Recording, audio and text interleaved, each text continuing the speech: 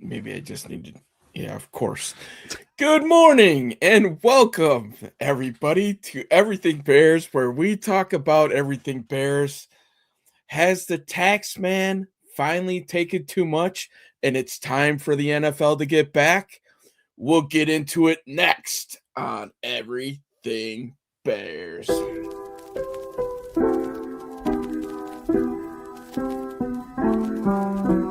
Everything Bears Show, yo, bear down, bear down, bear down, bear down, bear down, yo. Everything Bears Show, bear down, bear down, bear down, bear down, bear down, yo. First down, first down, first down, touchdown. Everything between the walls, oh now. Bow down to the ground, Lakeshore, downtown, sister throne of the north, up high, come down, find out, intercepted, locked down, found out, knocked out, 9 down, in the state, touchdown, plow. First down, touchdown. Everything between the walls, oh now. Bow down to the ground, Lakeshore, downtown, sister throne of the north, up high, come down, find out, intercepted, locked down, found out, knocked down, 9 round, in the state, touchdown, plow.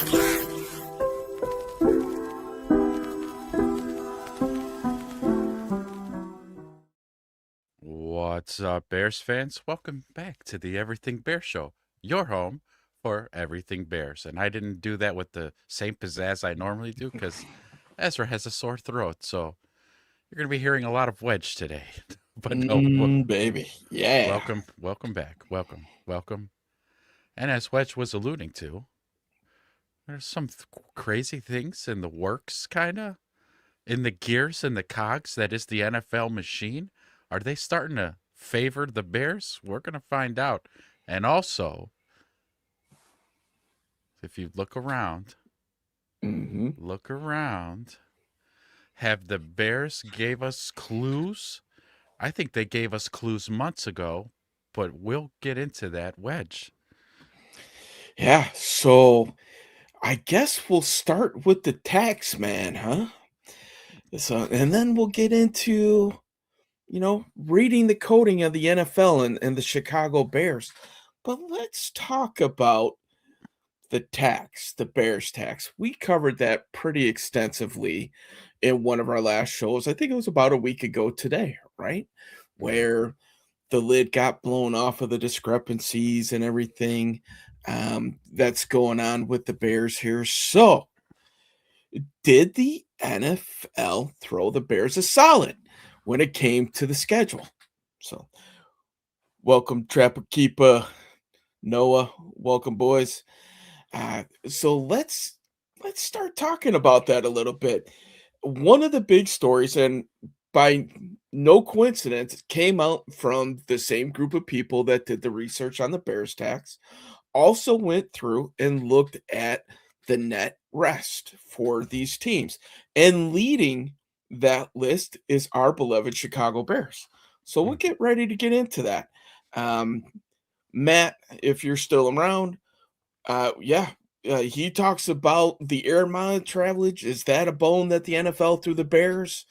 The scheduling seems to be one of those things kind of geared up for the Bears. The amount of primetime games. Has the Bears become the NFL's new darling? Let's talk about it. So as we start to get into it, as if you want to throw in your 2 cents, I'll get ready to bring up the page here where we could talk about the rest here. Yeah, it really it seems that the NFL might be kind of like, hey, we're sorry, mate. We're sorry about all those bad calls and questionable bump flags and things that we've given you. Here's some little, can we make it up to you? Can we maybe make your schedule like, you'll have the most rest out of any team? And, and I don't want to spill any more other details as we get to them, but you have a fun fact about the bye week and our opponents. So I want you to give the fans that one. For sure. And we will get into that. But let's start with the rest days. So if you guys have been following social media, this has been a pretty big story that's been out there. The Bears are blessed with the most net rest days of anybody in the NFL right now, and they are plus 15 rest days. So, what does this mean? That means when you play an opponent, it's the total number of days rest above what your opponent has. Okay, hopefully I'm explaining that okay. So, for an example, say Bears Saints, okay, and I don't know if this is true. I'd have to look at the schedule. They both play the Sunday before. Okay. So let's do this scenario.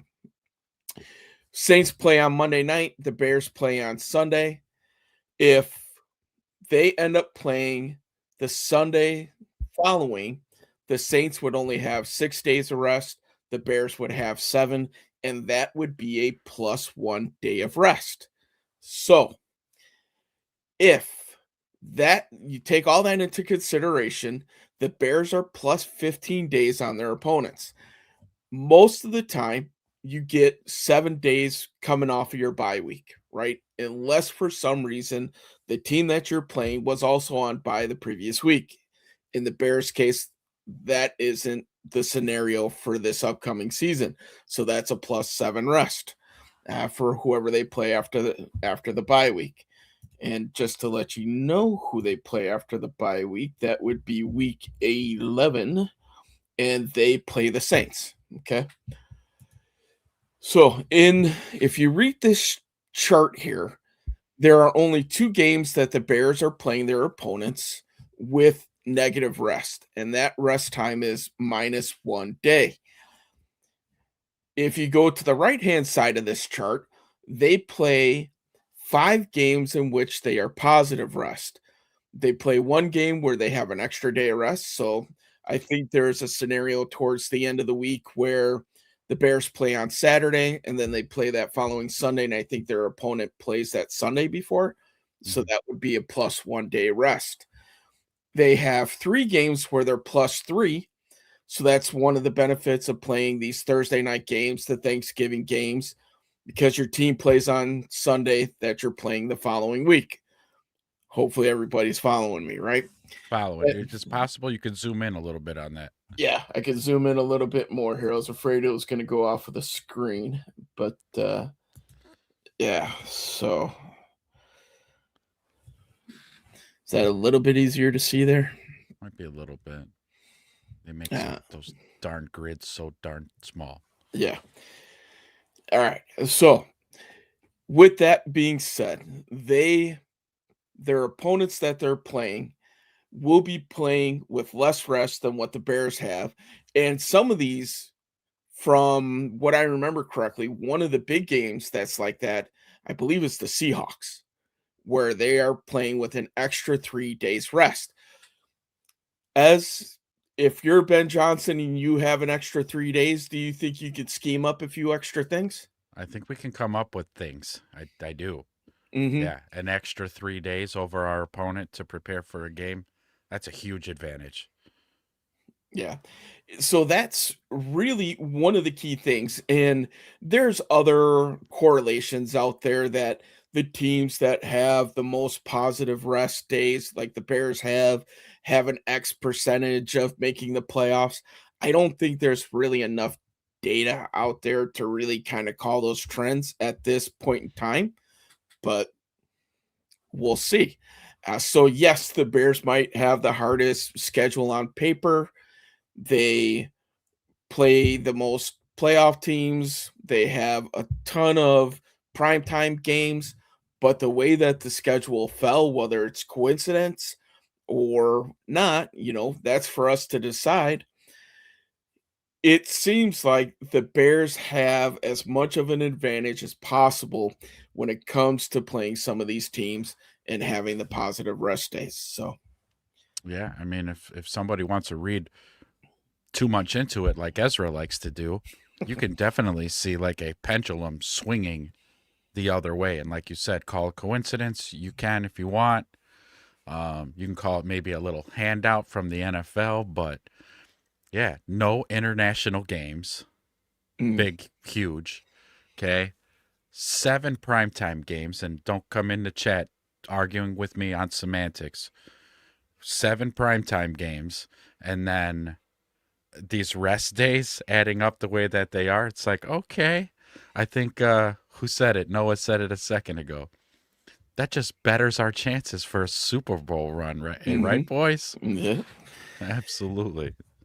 So let's take a look at maybe some of our divisional opponents and see where they stack up just for the hell of it. Why not, right? It'll be fun. Hmm. So let's see here. Chicago leads the NFL with plus 15. Buffalo is in second at plus 14. Our first divisional team is Minnesota, that's on here at plus 4.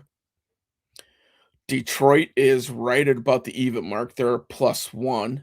Mm. Where they play, let's see, 2 games where they're minus 3 days rest disadvantage. That's kind of crazy. And I think the Bears game is one of those on, I want to say on Thanksgiving, because don't the Bears play Thursday night Patriots the week before? Let me just double check that real quick. No, they don't. They play the Saints on Sunday. So we could kind of go through at the end of this and figure out, the plus 3 games for the Bears and kind of correlate that to see what teams that we're playing. But let's finish this part first here. All right. And then finally, Green Bay is -2. And a lot of these teams that are at the bottom, like look at the Chargers, -24. Wow. Yeah, where they're just, this will correlate with one of the next graphics I bring up with playing teams coming off of their bye. All right, so we'll get to that in a second as well. But let's see if we can't find in the Bears schedule where some of these plus 3-day rests come up with. Let's see. I'm thinking maybe the best place to kind of go will be the NFL schedule and kind of see how that works. This might be kind of tough to do on the fly, but you know what? We have time. So We got time. We got time. All right. So let's see here. Yeah, while Wedge is looking that up, I'll just wish a good morning to everybody. Thank you guys for showing up so much. Appreciate you. As you guys well know, we passed 200 subscribers. Thank you guys so much. We put out a Pick'ems video. We put that out yesterday. If you haven't checked that out yet, go to our page after the show and check that out. It's a good watch. You learn a few things, and then you'll also be able to drop us your record predictions in the comments. But yeah, thank you guys so much. If you're new to the channel, like, subscribe, do all that good stuff. All of our socials are in the description below. Give us a follow on whatever your favorite social platform is. We're there, except IG. Right. Yeah. Yeah. We're not Instagram models by any means. So No. all right. So with that being said, don't forget to check out all of our other socials. We're on Facebook. We're on TikTok as well. So feel free to check us out there. We put up our schedule and record predictions video. So don't forget to go out and take a look at that. You can compare notes and see how that stacks up to what you guys are thinking. So, and while we have you guys, like I said, don't forget to drop your record for next year in the comments so we can keep track of that as well. All right. Good morning, Chad. Good morning, Chad. Chad says, how many primetime games do the Chargers have? I wonder if there is a correlation between those that have versus have not with the positive days off. I would lean towards yes. Yeah. There will be a correlation. And Wedge is getting to the bottom of it. He's digging in right now. Yeah, and I think maybe before I start really trying to break this schedule apart here, maybe we'll get into the bye weeks and you'll see one of the other kind of mind-blowing things that are coming out from this. Let me just finish my notes real quick here. All right. So let's pop over to this guy real quick here. Jesus. So the next thing we're going to take a look at is going to be the teams that play other teams that are coming off of a bye. Okay. And to Chad's point, this will really kind of drive home some of those -7 days. You'll see it right off of the bat here. So give me a second here. Let's get this up.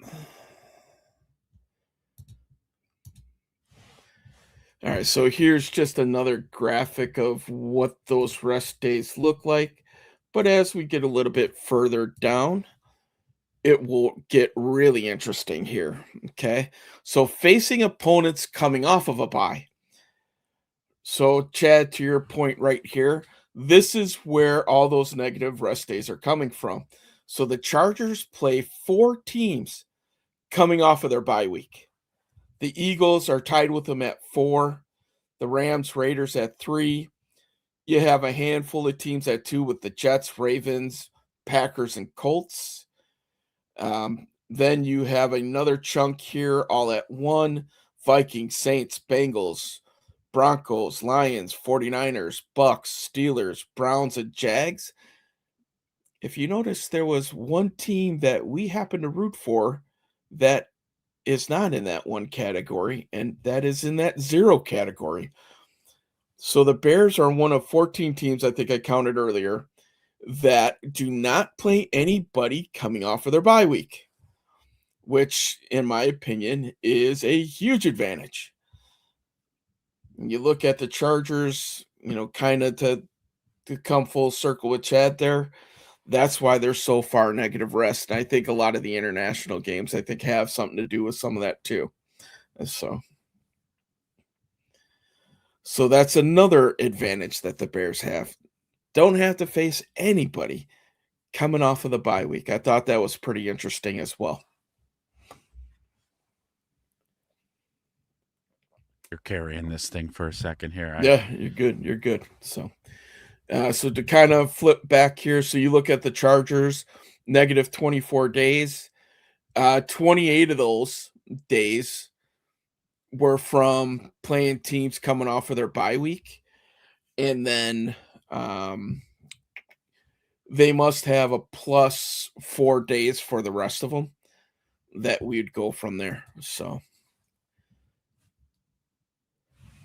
and then you want to know how many total primetime game the Chargers have? We could look that up real quick here. Schedule.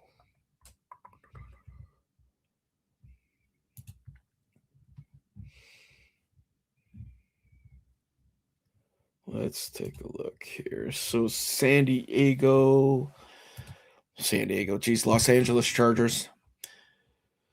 Let's see. They play.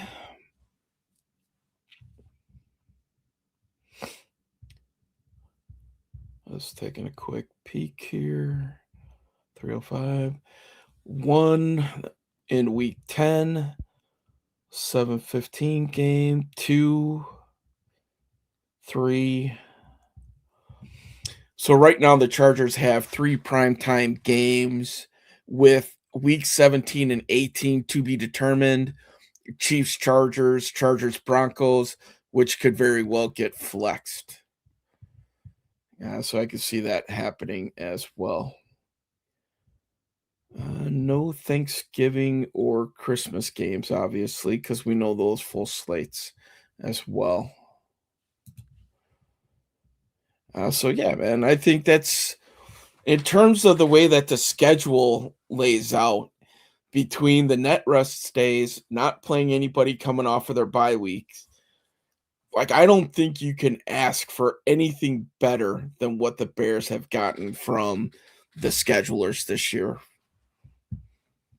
I'd agree. I mean, when you weigh that against the strength of the schedule to have all these nice little perks throughout the season, this bodes well. This bodes very well for our boys.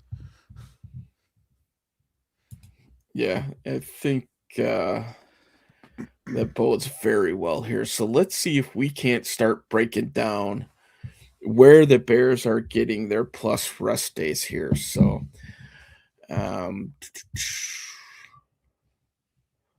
let's take a look here. We'll just stop sharing this. We'll get us front and center here. All right. So, week 1, they play Carolina. We know that. The Vikings are their next week opponent. And if we're looking here, Vikings play on Sunday as well. So that's going to be a 0 net. Let's go to the next week.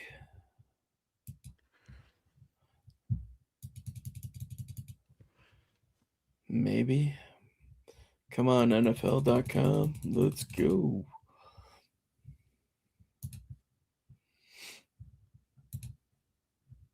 All right. So, okay. So, week 2, we know they play the Vikings, and they are playing Philly the next week on Monday night. So, what does Philly play? They play on Sunday as well at noon. So, that's a net 0. All right. So, they played Monday night. Their next opponent is the Jets. So, in this case, this is one of their -1 games. And out of all the games where you got to be -1, the Jets is probably one of the better ones to have that, just Sure. based off of personnel, and Jets are a young team, right? So hopefully it's not as detrimental because they play Monday night. Jets play on Sunday. Jets get the +1 day rest advantage there.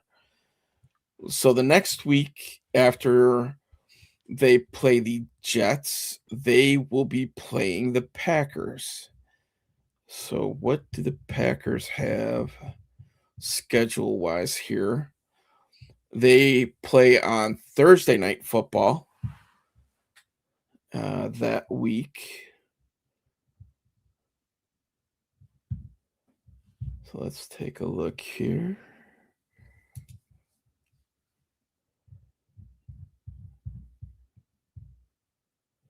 Bears, Jets, okay. The Packers play. In week 4, Yeah. they play the Bucks. Yeah, on Sunday. Sunday. So they're both Sundays. So that's a 0 net rest on that. All right. So after that, they play Atlanta. So Atlanta plays the Sunday night game that the week before. So that's, if you want to call it a 4-hour net rest, you can, right? Maybe it'll be 6 or 7 hours. I'll add that. Yeah. Yes. After that, they play Tampa Bay. What does Tampa play that week? They play the Steelers at 7, so that's a net rest of 0. After that, they have the bye week, and they play the Saints. Actually, no, we play New England next. So New England, we play them on Thursday night. New England plays Sunday as well. So that's even up there. And then Seattle. Seattle plays Thursday night before the Bears there. So Atlanta, New England. Where are these gains coming from? Yeah. Okay, so before they play Seattle, the Bears play on Thursday night. Seattle plays on Sunday. So that's a +3 day net rest going into the Seattle game. Okay, so that's one of the +3 net rest days.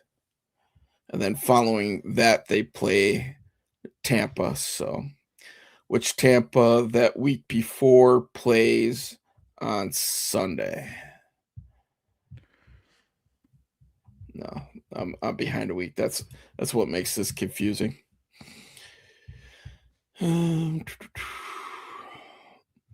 So yeah, Tampa still plays on Sunday.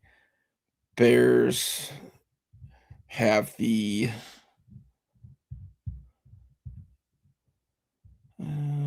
Monday night game. So Monday night against Seattle with a +3 day rest. And then when they go to play Tampa the following, that's going to be a -1 day rest. That's their other one right there. So Tampa and the Jets are the two -1 day rest games. Crooked Commish coming in this morning. Good morning. Mhm. He says, I have us at 11-6 this year. Sweep the Vikes, split with Green Bay and Detroit. Mhm. I'll take 11-6. If you watched our predictions video that we released yesterday, you might be pleasantly surprised. You might think we're crazy. That's all right. We're feeling good about our team. Do any of the day off info change your win-loss predictions? The No. one that I think makes it, or the one that's the most impactful to me, is the Seattle game. With an extra 3 days rest and preparation for that Seattle game, I think that makes that game a lot closer, in my opinion. Yeah, So mine as well. I mean, any logical thinking person would think, would you find it to be advantageous to have an extra 3 days to prepare for your next opponent? I would say probably most people would say, hell yeah. mhm. So, and Super Bowl defending champions, like, yeah, I'll take those 3 days of rest and preparation, absolutely. But would it affect? Yeah, so would you change, because we both picked the Bears to lose that one? Mhm. Would you change it to a victory with that? I don't think I'd go that far, but with having that type of advantage, do I think that this is a game that the Bears could possibly win based off of that? I do, so I think having that type of advantage really gives you an opportunity to win that game. That's for sure. I'm Yeah. not going to say that the Bears will never be in any game that they play. I'm sure there might be a game, hopefully no more, that the offense just doesn't show up or the defense just looks horrific, right? We've seen it from every great team in the NFL where a team just didn't look as good. We almost saw the Rams get bounced by the Panthers out of the playoffs, Mm-hmm. right? And so you just never know. But having that type of advantage, gives you a little bit more hope, or Hope's a maybe good word. optimism. I don't know what the right word is Optimism. there. Yeah. Yeah. So Optimism. optimism. I like it. I like it a lot. So Oh man. Yeah, that's awesome. coming off of the bye, the Saints play the week before. We know that from the previous graphic. So that's a +7 day rest against the Saints. Do you wish maybe that was a little bit different opponent? Of course. Why not? Right. But No, well, no, because now we got Chad in the chat, mhm, and that Saint he's sandwich. He was, yeah. lurking, saying that Saints game could be an absolute trap game for the Bears. But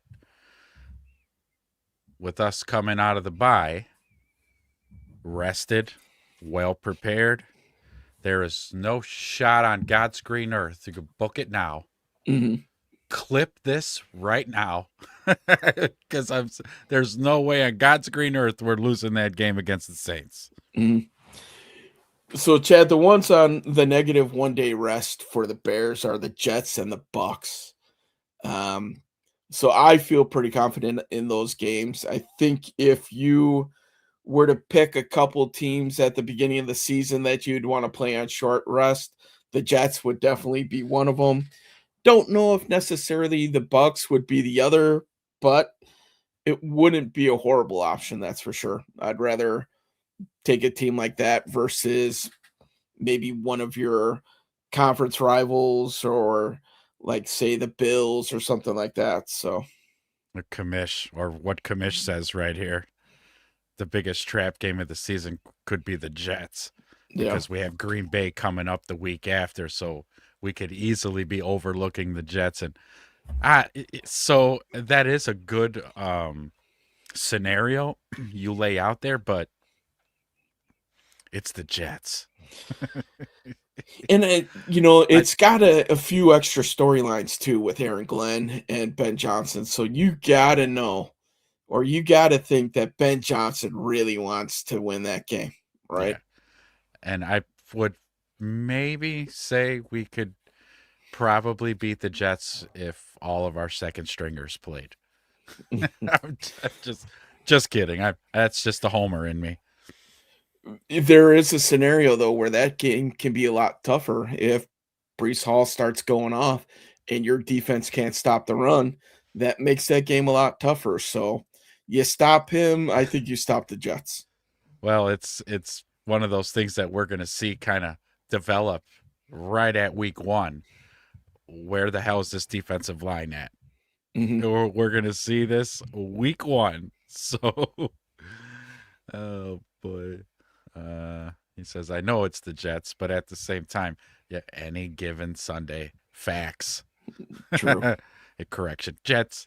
Stupid autocorrect, right? I hate texting and then like your thumbs are on fire and you're going through a text and then you hit send and then you read it and you're like, oh, what the hell is that? Yeah. So moving into the back half of the season, the Jacksonville game. So Bears play Detroit on Thanksgiving.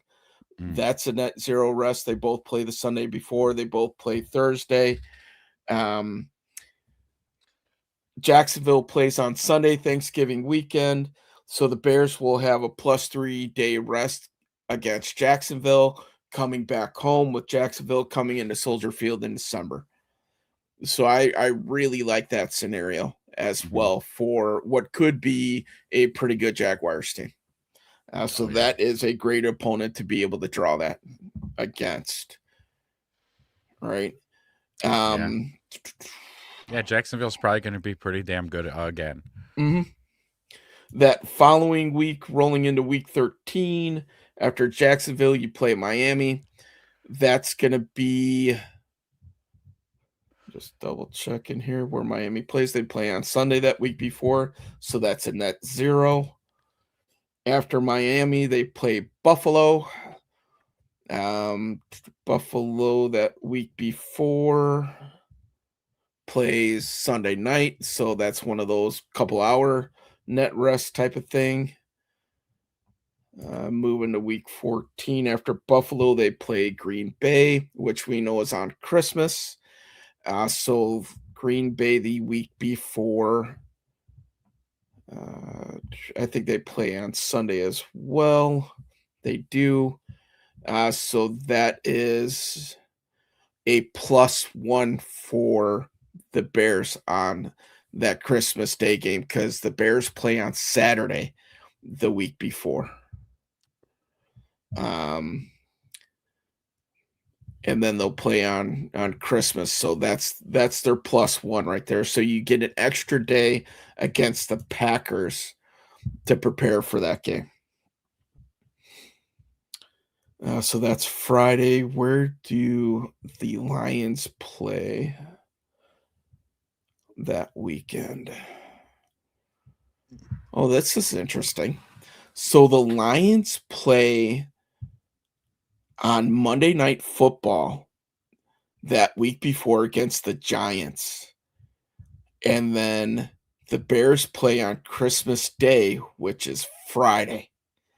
So that is a +3 day rest game, playing the Lions at home at the end of the schedule. That is very fortuitous as well. That is a great game to have the +3 on. It is, yeah. Late in the season, division rival. Mm-hmm. Lions of all teams. Yeah. So that's very interesting there.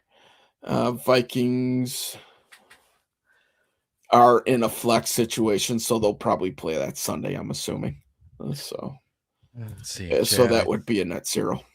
I think your Saints game is more scary after the schedule reveal. I wonder if Benny and the Bears might feel a little overconfident and prep for the Lions game with the Saints in between. Let it go, Chad. they'll Let they'll it go. be on the bye before the Saints week, so they could do both if they really wanted to. But I'm sure they'll let the guys get away from football for a while and then go from there, man. Prep for the Saints. I I would have a hard time thinking that they're going to overlook anybody. I just don't think that's the makeup of Ben Johnson. No, it's definitely not. And Chad's trying to bait me into. I'll put a bucket of Portillo's on it.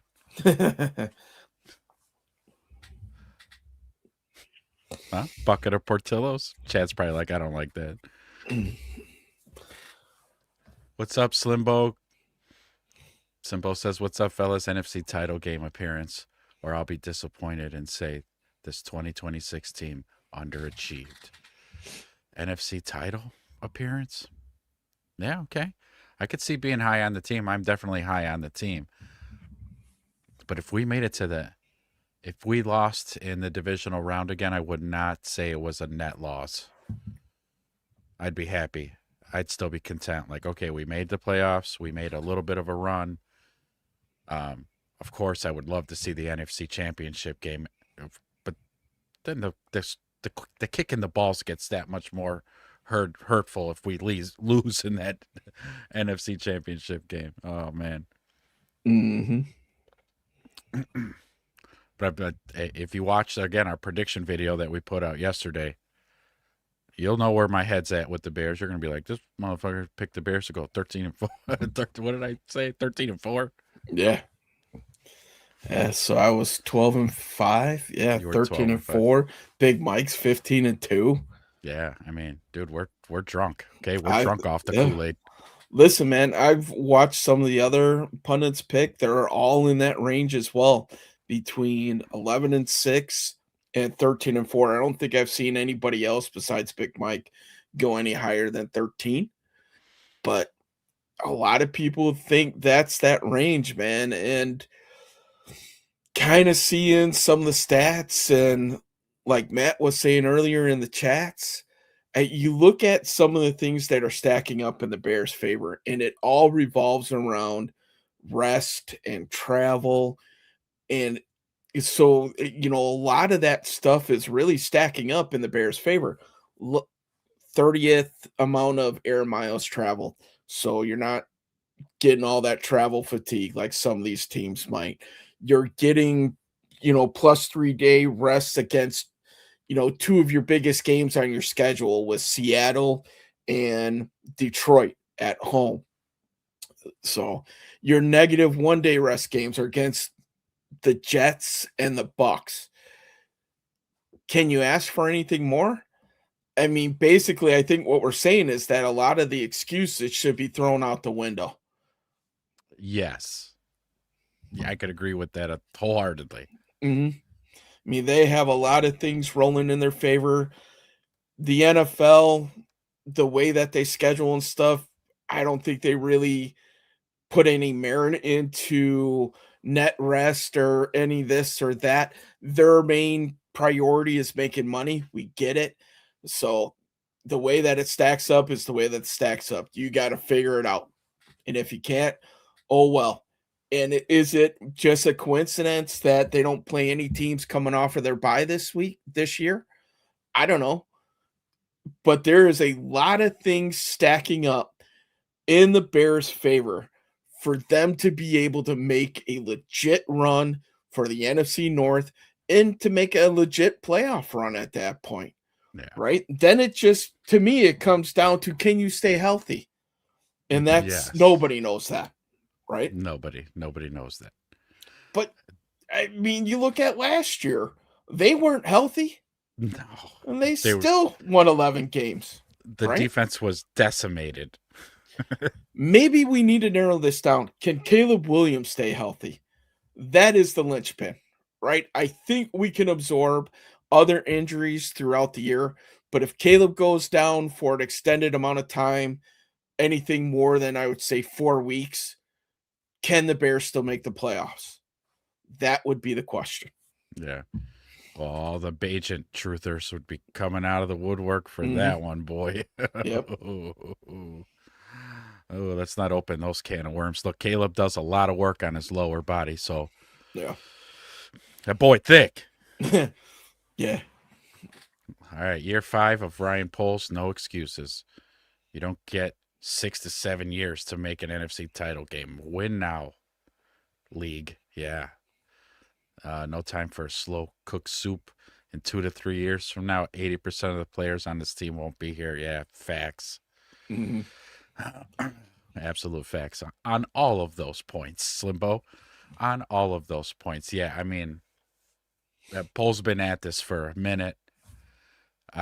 Again, more hits than misses, but, you know, some of the players that he's picked really got to step up. This would be a good year for that, right? I think we've talked about that before when we were breaking down who we thought was going to make the 53-man roster. We had said the players who we thought really needed to step up this year, and a lot of those all Ryan Post picks. There's only like 2 players left on this team that weren't Ryan Post's picks. Yeah.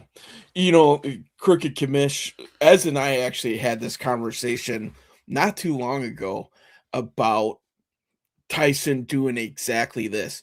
If Caleb were to go down for a 4-game stretch, do we think that he can go at least 2-2 in those games? You know, maybe we take a look at the schedule and let's pick the hardest 4-game stretch and let's do the exercise, right? I mean, we might as well. Let's break it down into 4-game segments. Just we'll go from the first 4, second 4. How about we do that? So pick the slot where we do 3 primetime games in a row and then just go 1 week before or 1 week after. Yeah. Because So that's let's probably go. our hardest stretch. Okay. So would we agree that okay, so if you do Falcons, Patriots, Seahawks, Bucks, Mm-hmm. 4-game stretch, the bye is after the Bucks. Let's do this instead. Let's do Packers, Falcons, Patriots, Seahawks. There you go. There you go. Probably Yeah. the toughest 4-game stretch on Yeah. the schedule. At Green Bay, at Atlanta, at home on a short week versus New England, though you do get them at home, right? Yeah. And then at Seattle. Do we think that Tyson Bagent could go 2-2 in that stretch? That's a tough ask, That is holy shit. right? That might even be a tough ask for Caleb Williams to do that. With Caleb Williams, you have to go 2-2. That's the difference, right? Yeah. Yeah. You have to win one of those games outside of Atlanta. Do I think Tyson Bagent could beat Atlanta? At Atlanta, I do. But the defense would have to play a part in that, right? You can't go in there and let Atlanta just start chucking it around the yard or let Bijan just go off and, you know, expect Tyson to go out and outscore him 35-32. Yeah. You can't expect Tyson to do Caleb things. Mm-hmm. It's not fair. Yeah. I mean, that's, you know, that would be, I think that would be a tough stretch. Well, not even for Tyson, but that's probably the toughest 4-game stretch for the Bears, period. I mean, I think we can all agree on that, right? At Green Bay, at Seattle. And then we go from there, man. I mean, can you survive if you go 1-3? With Tyson, you probably can. I think what that does, though, is that probably puts you more towards the wild card trajectory. Yeah. 9-10 wins. Yeah. Versus, you know, winning the division. Yeah. So, yeah. Slimbo keeps saying the Bears defense will have more takeaways in 26 than they did in 25. He did his homework on Al Harris, and the last 3 seasons, his units have forced 95 takeaways, proven he can manifest takeaways. I mean, numbers don't lie, right? If that's the trend, then why would we think that the trend would be any different? I like the confidence, Slimbo. I just, Mhm. you know, I'm a huge believer in Al Harris as well. I'm hopeful that they do the same. I hope they do have more takeaways than last season, but they had a really good season last year in takeaways, right? In the 30s, mid Yeah. 30s. I mean, on average, I don't think that's a normal takeaway season, but let's keep that trend rolling Yeah. for But sure. keep that cage filling up, right? Yes. I forgot who went into the DB room, but all those balls from the picks and stuff were still Yeah. in the cage. Yeah. So I Who would was that? assume the Was players would have taken those with them, but that was Dylan, right? When Dylan came in, or was it when yeah, Kobe Bryant came in? it was one of those two. I would have guessed Yeah. those two as well. I don't remember off the top of my head. Commish, Green Bay and Seattle are the hardest games for sure. Mhm. Then it's New England and Atlanta. In that 4-game stretch, yeah. So could Tyson go out and beat a New England team at home on a Thursday nighter? I think it's possible, right? I don't Yeah. know if New England's going to be quite as dominant as they were last year, but Yeah, because we're going to send Courtney Cronin over there to that, their sideline. that's right. So that's going to be his Achilles heel all Mhm. season long. Whatever city he visits, they'd be wise to send a female reporter to the New England side of the field. Hell, if it distracted them that much, I'll wear the Courtney or the Rossini face and a dress if I had to. Oh, I that'd be would do pretty. that. Look, I would that'd do be that. pretty based if there's a Bears fan in the crowd that does that. That would be pretty based. I challenge any Bears fans going to that game to make that happen. A whole Oh, section. let's see. Noah says, "I'll do you guys one better." Tyson goes 3-0. That's oof. You know, which again, if Tyson just operates Ben's offense, the Mhm. offense should just keep churning explosives. That's what Ben's offense is. It's explosive plays. I can definitely see Tyson Bagent being able to handle that. It's just, you know, it's the specials. It's just not to say Tyson can't do special. Yeah. The off He's script stuff. yeah. I mean, he probably could. The dude's a freak. Yeah, it's a Athlete. CrossFit, freakish athlete. Yeah, for sure. Yeah. So, Plus, for uh, that Seattle game, you have the extra time too. You know, who knows, man? We haven't yeah. seen Tyson operate this I, offense I, in the regular season, have we? I no. He did one play where he threw it to Caleb, right? Yeah. Hit Caleb right in the button. Yep. Okay, so So 1 for 1 for TD. That's a 158.3 passer rating, I think. Bear down AC Adam. What's up? Good morning, sir. Thanks for popping in. Slimbo, Ben Johnson has stated multiple times that he loves Tyson. And they're wired the same. I think they are. Mhm. Right? They got that maniacal, obsessive. It's probably a disorder. It's a mental Right. disorder, but they use it to their advantage. So Ben Johnson is the reason they gave Bagent an extension. Yeah, for sure. Mhm. For sure. That you could definitely bet bottom dollar that Ben Johnson gave the green light for that one. Tyson is Ben J's personal backup option. Yep. You saw it in the presser too, just how much that Ben Johnson admires Tyson Bagent. Yeah, he lit up. Hey, yeah. Whenever he talked about him, that's why it would have taken just the perfect storm to be able to trade him. And I think in that case for the Bears, it was a second or higher type of thing. So Kamish cannot be confirmed nor denied. I also am not convinced. Boy, the White Sox put an ass whooping on the Cubs yesterday, huh? that's Jesus. okay. The Or Cubs the day put it on before. him the day before. So Golly. But no, haven't seen those two in the same room at the same time yet. No. Yeah, and Caleb likes to go out to dinner with PCA a lot, PCA. so that's kind Yeah. of weird. That's also pretty weird. Yeah. The conspiracy theories are going. Swirling around. Mm-hmm. Yeah, so it doesn't change any of my picks going over this. I'm still gonna hang at 13-4. Um, what us going over this data does help me feel better about me saying 13-4. Hmm. Sure. Cause yeah. Listen, man. I mean, between everything that we're looking at, and who knew that we would get into all these analytics and everything, but I mean, lowest air miles, highest net rest, everything that's coming out, not playing any teams off of the bye week. It just seems like so many things are stacked in the Bears' favor. I understand why people think that the team's going to regress, right? Look at how many fourth quarter comebacks that they had last year. Well, Mm, that's a young team figuring out how to win. So now you got to think that they have that part figured out. The biggest question going into this season, can Caleb reproduce some of those results in quarters 1 through 3? And that, I think, in a nutshell, is what most of us are waiting to see.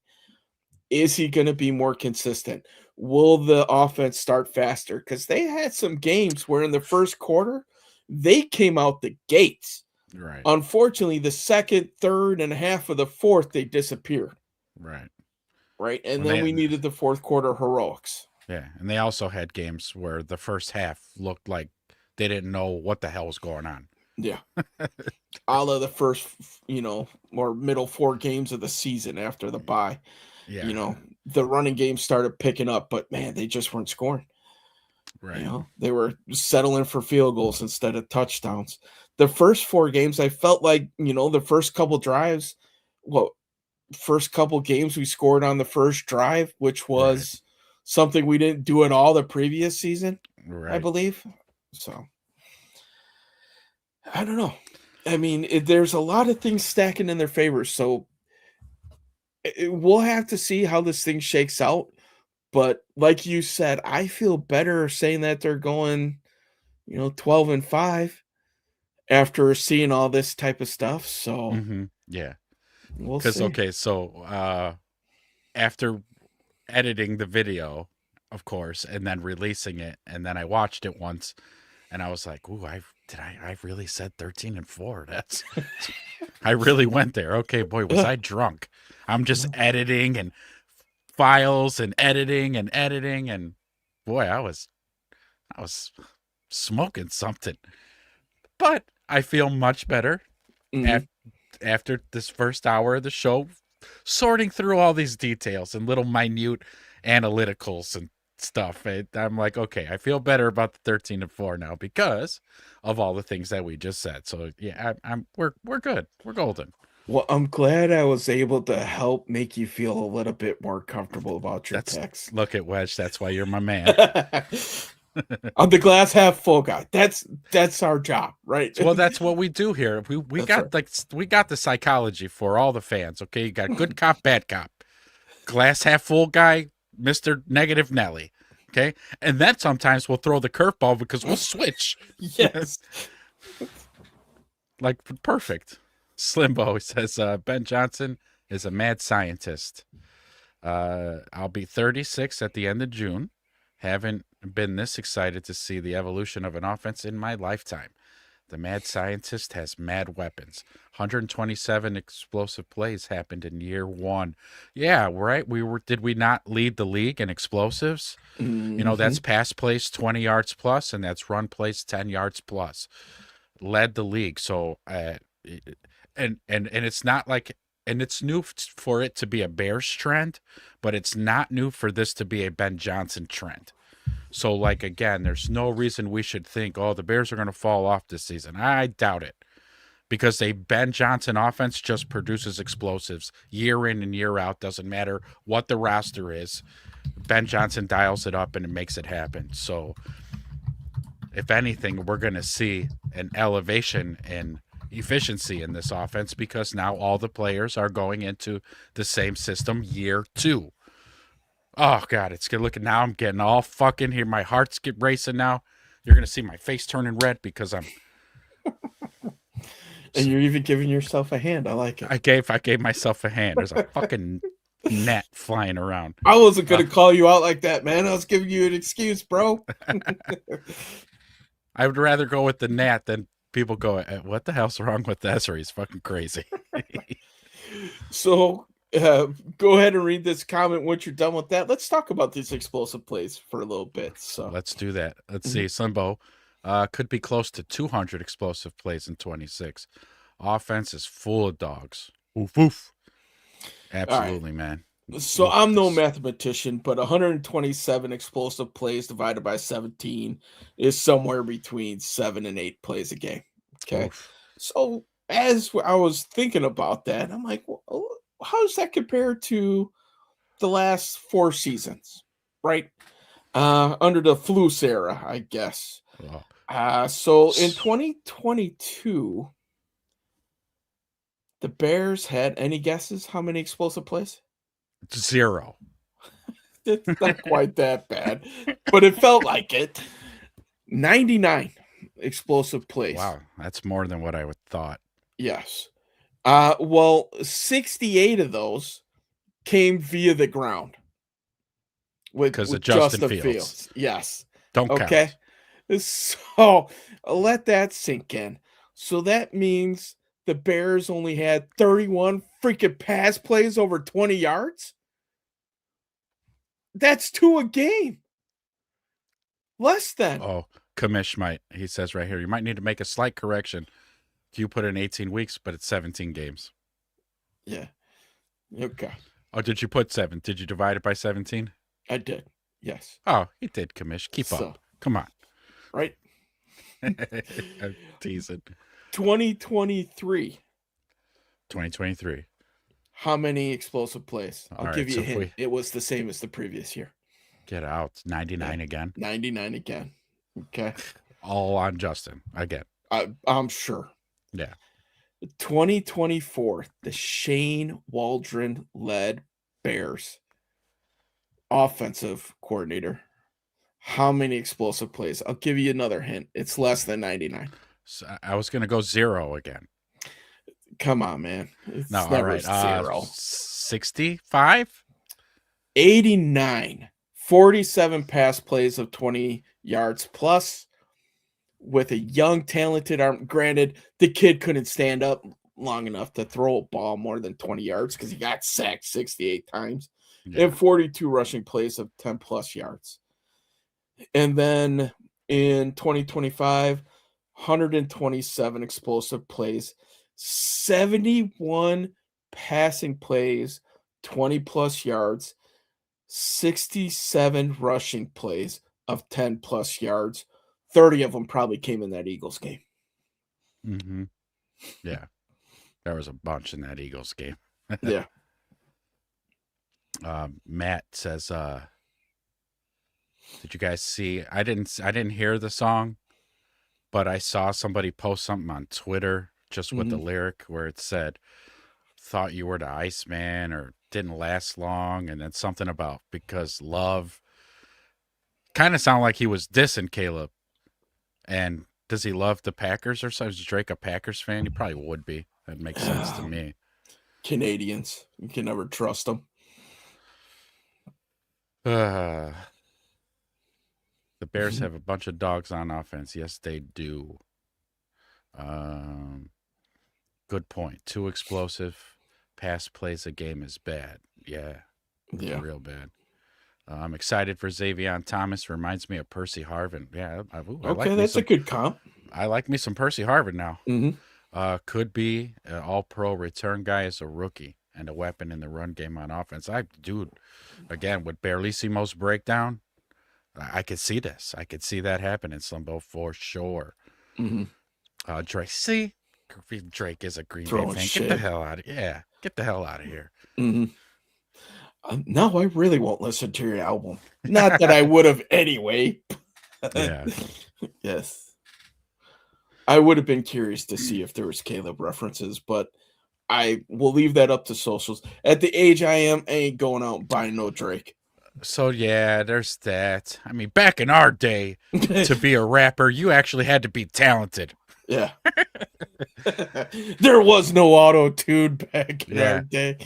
There Yes. were no freak offs. Okay. You can get into business by going to one of Diddy's freak offs and getting into something, and then all of a sudden you got a record deal. Back in those days, we had the likes of Scarface and Mos Def. Like, you actually had to be a talented lyricist for them to even entertain signing you or you being somebody.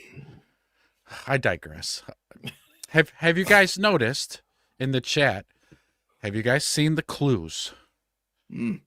The Bears have been leaving little breadcrumbs longer than we think, because a recent development was the Bears changed all their profile pictures on all of their social medias. They went with this right here. Mm-hmm. They all changed it to this. Orange background or white background, background, orange bear. Yeah. just orange face.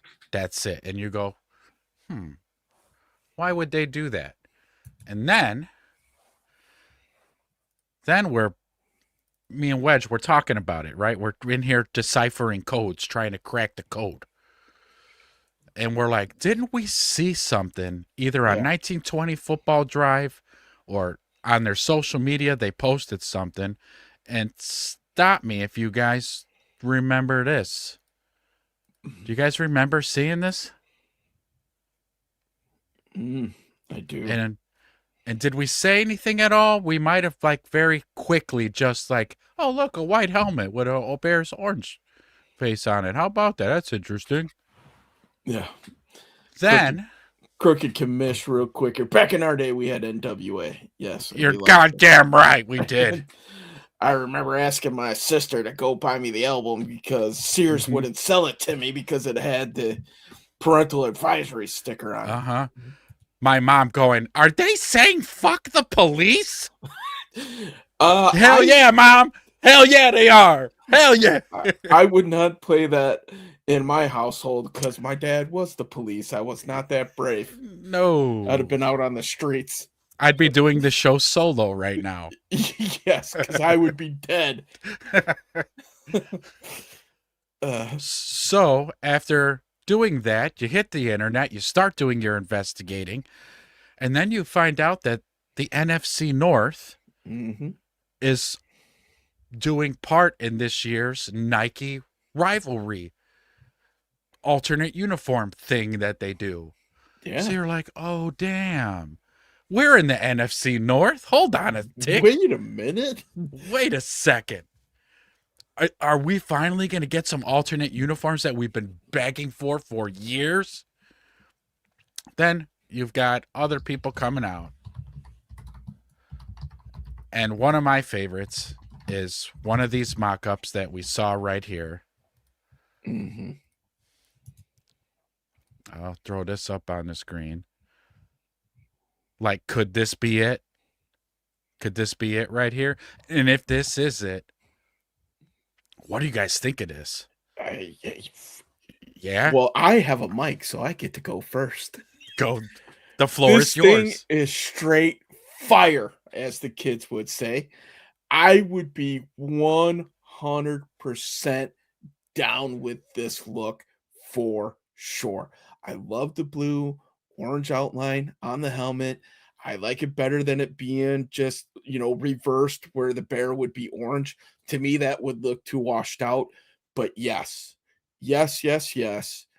I would be tempted to buy this helmet to set up in my studio for sure. Yeah, facts. Absolute facts. Yeah, I everything you just said, I 1,000% agree with. I like it. I love this uniform. It's, put that bear head on it, make it nice and big, all white, everything. You still, McCaskey will like that they're still keeping the 3 stripes because you got to have that on everything. Looks cool. Looks fresh. Yeah. Looks hot. Tight. And if you see on the thumbnail, the socks even, Caleb likes to wear his stripes close to the ankle, which I think looks way cooler than up by the knee. But, yeah, I mean, just awesome. Just awesome. Hopefully that's what it is, and it's not the helmet that we saw sitting on the desk. If you guys, again, if you could recall, how long ago that was that this came out. That was still Maybe this back in was, season, yeah. yeah, maybe this is just like a mock where they knew Nike was going to do this following season, and they were like, our first render, if you Mhm. will. Ask the players, ask the owner, what do they think about this? Any changes? I hope they don't, because I don't really care for this one. No, I don't like that at Because all. yeah, I don't want any of that orange face, that traditional Bears face like that, and it's too damn small as well. Mhm. It needs to be bigger, and it needs to be like how the other photo was. But exciting because, man, for once, dude, I was starting to really think like we're never going to see no alternate Bears uniform ever. Yeah. The that for that logo, I think you would still have to put that on the navy helmets, the ones that they had on the white. Like that would look okay, but that orange and navy on white, that just it looked out of place. It looked like ass. I'll just say it as it is. So Yeah, don't mince words here. This is yeah, your show. that's right. Slimbo, Ben Johnson is a certified football guru. He created this culture. He is to get 100% credit for unlocking Caleb's potential. Absolutely. Mhm. Absolutely. I actually have the jerseys. As you finish up these comments, I'll start bringing them up for the rivalries that they did last season. So Okay. All right. Let's see. Crooked Commish. Back when we really cared about the kids. Now it's fuck them kids. F them kids, bro. I hate that white helmet. I like the classic or blue with the orange stripes down the middle.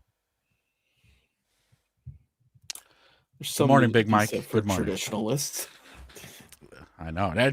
He's our grumpy old man. Okay. That's, not only is he Big Mike, he's our grumpy old man. Get off my lawn. Back in my day, I'm not changing nothing. The football was actually made out of pigskin. Yes. Caleb is the artwork. Ben Johnson is the architect. That's deep, man. It's deep, poetic. Yeah. Slimbo's very poetic. Let's see. Bears offense is about to go supernova this year. Yeah, they are.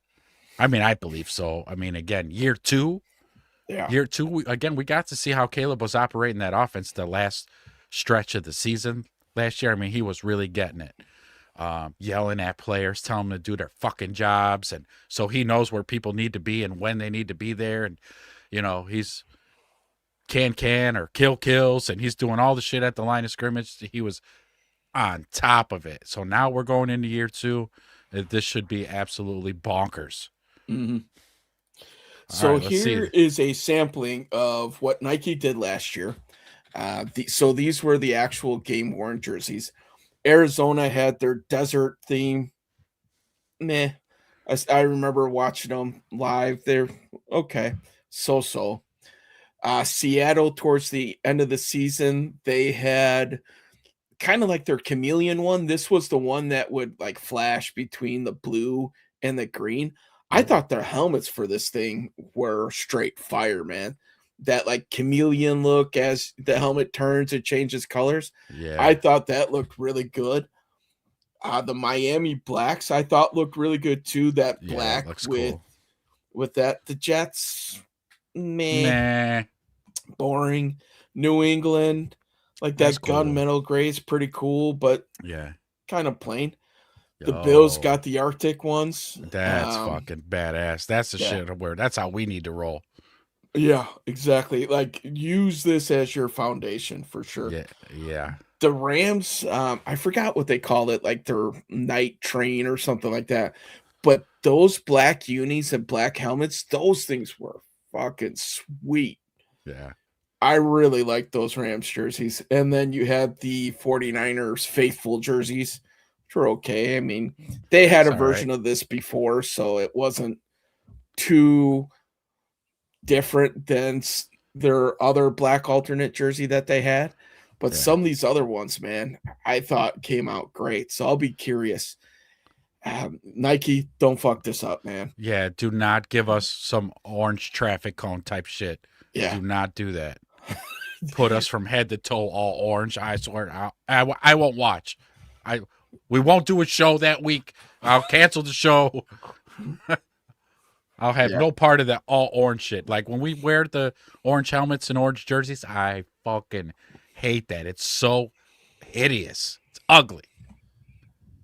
Look like traffic cones running around out there. No wonder we get our asses whooped every time we wear those uniforms, because the opposing quarterback's back there, that's all he sees is bright orange everywhere, and he's throwing it to where they're not. Ugh.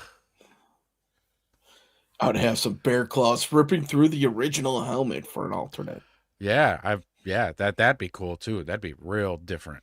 Like to have some scratch claw marks going across. That'd be sick if it was done right. They should let me draw it. Yeah. I mean, they have the opportunity to just wow us with this. An all-time classic, right? Maybe do they stick away from the white because Green Bay has the all-white alternates? Minnesota has the all-white alternate, but those weren't the rivalry uniforms. That was something different. So does that stop them from doing it for the Bears? I hope not. We want a polar bear uni. Right. It makes more sense for us than the Packers or the Vikings. There's no polar Packers. There's no snow Vikings. They're all gone. There are polar bears though. So, and like we almost touched on it a little bit with last year. I think at the end of the season, twice we ran the all navy. Yeah. And now I love that shit. Yeah. Because it basically looks like all black, but we all know it's navy, baby. So I love those unis, but there's no way they're going to duplicate that for the rivalry games to go, yeah, we'll just do all navy. Now you got to give us the polar bear. Let's go. You won't give us a stadium? Fine. Give us the polar bear uniforms then. Yeah. Well, that will be enough to put us at ease for a few years. Yeah, correct. Slimbo, I want a whiteout on Christmas. Yeah. Whatever the uni is, there is no way that they are not worn on Christmas. Yeah. Bears, correct. Packers, Christmas.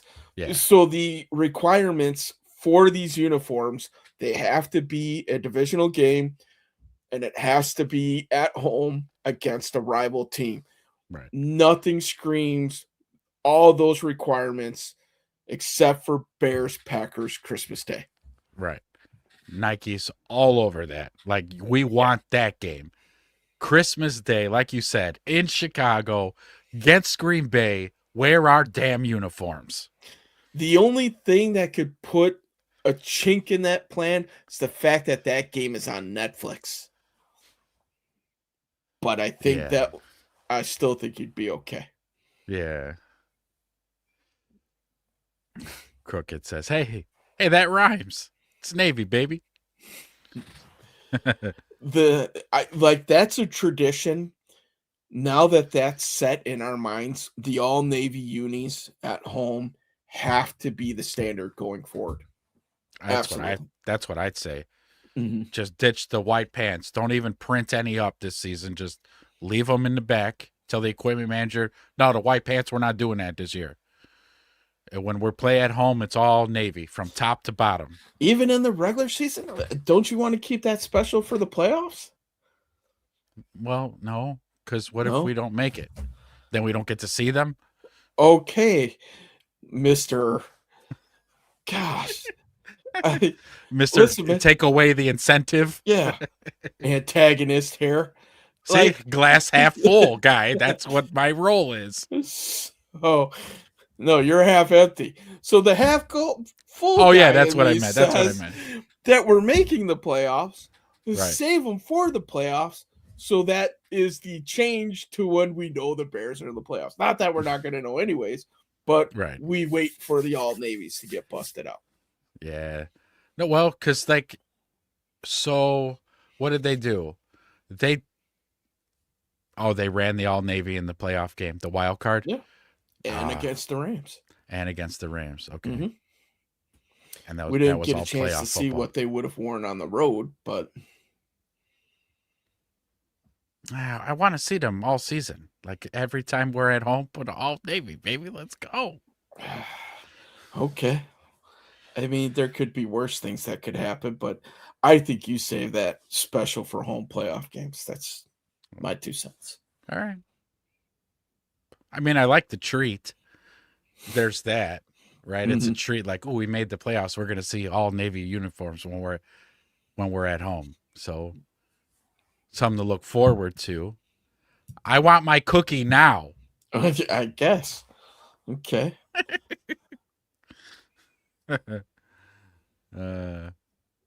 Big Mike knows French. He says, "I love the Navy uniforms with orange numbere." Numbres. He Nice. loves the Navy uniforms with orange numbers. Oh, that throwback one? Because there is that throwback jersey where it's just Navy and just a Mhm. plain orange. Bam, numbers. There you go. Where they have the stripes on the helmet. Oh, yeah, maybe that. Yeah. Yeah. I The mean, helmet doesn't really do anything for me, but yeah, I like the jerseys. if I had it my way, honestly, you know how Seattle must have 60 different uniform variants. Like Oregon. Oregon's never in the same uniform twice, it seems. Yeah. That's what I want. Can we get hip, please? And have somebody with some damn style and sense design these damn uniforms. But just, we need some, and I get it. We're a charter franchise and you always got to have that charter franchise look, but it's just 2026 now with a modern offense. How are you not going to start separating yourself from that old Bears Tradition. tradition to this new age that we're in now by ditching that old ugly uniform and doing something that's hot and fresh? Old and busted, new hotness. Hot and fresh. Okay. I hope I made my case there. All right. I don't know, but okay. Sure. Big Mike says, I remember it was the shit when the Bulls would wear black shoes in the playoffs. Yeah, see? Everybody's got their niche. Everybody I got their little saw thing. I saw a mashup for like a what was it? It was a Chicago Bears themed Cubs jersey. You know how the Sox were the Red Bulls? So Yeah. they had like an orange jersey with the navy numbers and stuff as a, fake rendering for the Cubs for like the crosstown or home team mashup type of thing. That's That looks awesome. straight fire too. I would love Yeah. to see something like that. Yeah, that's sick. I mean, we pulled it up before. The Bears uniform with the Chicago flag colors. Yes. That shit Those were fire sweet too. too. Yeah, give us that shit. Let's just once in a while. Don't make it a regular uniform, but once a year. That's what we wear. Mhm. Use it to sell jerseys, man. That's what you guys do. Come Right? on, And we'd tell all me buy that shit. you just beat me to it. Tell me we all in here won't buy that. Yeah. I'll buy it now. It's not even a real thing. Walk around with a Bears, people be looking, is that Chicago flag / like Bears jersey? You goddamn right it is. Yep. Where'd you get it? I'm not telling. It's mine. But you want to sell jerseys, do that. Yeah, exactly. Whew. Even though I need to buy and I don't know if I'm going to be able to. Again, going back to Luther Burden's YouTube channel, did you hear him bragging about his jersey sales? Sold No. out. Really? Yeah. Good for him. And I'm like, damn it, that's whose jersey I was going to buy. So now everybody's thinking like Ezra now. I got to get me a Luther Burden jersey this year. I just need to act faster, I guess. Yeah, Crooked Commish, shut up and take my money. Shut up and take my money. Just tell him it's custom. That's right. Yeah, it's mine. It's my look, man. Yeah. Whew. So, when do you think that we're gonna be able to see these things, man? Well, Think we'll get a preview? I mean, Now, do they only do it once, or do they play every rivalry game? Because Only we're gonna once, I have think. because I'm gonna say we're gonna have 4 home games against our 3, sorry, Yeah, against division rivals. Like we're only gonna see them the one time. yeah. I think, yeah, I think, and I don't know what the requirement is, like, or what the rules are for years after. Like, will we see those teams that already have these jerseys? Is that's a once a year thing? I have no idea. Huh. The Chicago flag would have been cool to do before Tennessee reverted back to the Oilers colors. Yeah, because they're pretty damn similar, right? Hmm. We'll see if I can't find that picture again. Crook says, got me an Iceman jersey. I'm ready for the season. Let's fucking go. I know. I can't wait. I can't wait. I think we got what? OTAs or something coming up here soon. Yeah. Here's those flag jerseys here And I that we wonder brought before. how long are the Bears going to wait before they actually officially unveil these damn things? Yeah, look at that. Look at that. Yeah. Look at that. I mean, Dude, come on. yeah. That would be fucking nasty. Come on. Hmm. Yeah. Just That filthy. jersey, yeah, that's fire, man. That helmet looks fucking sweet with the matte blue. Yeah. Yeah, I'd be all for that.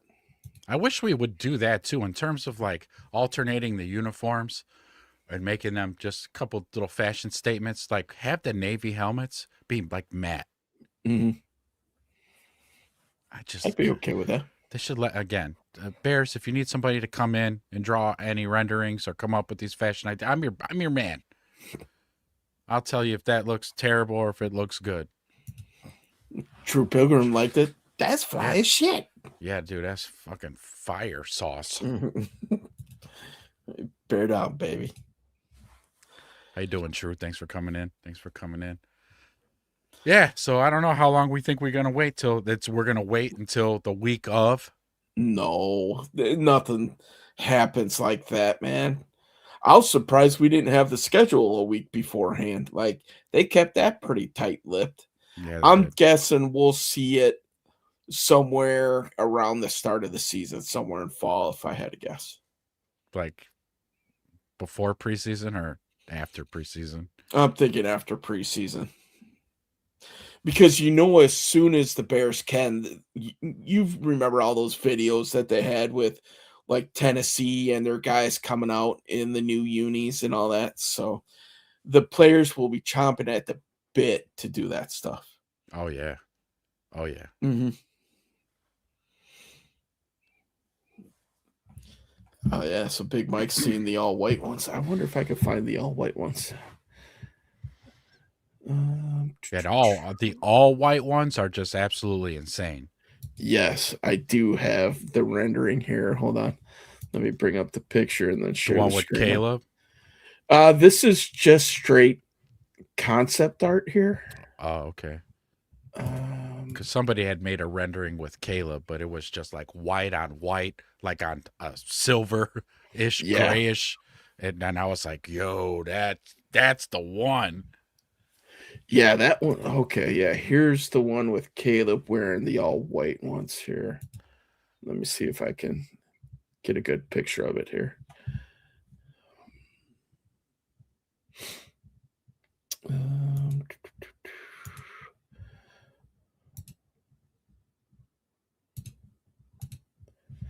this would be all right too. I'd be all right to see these Okay.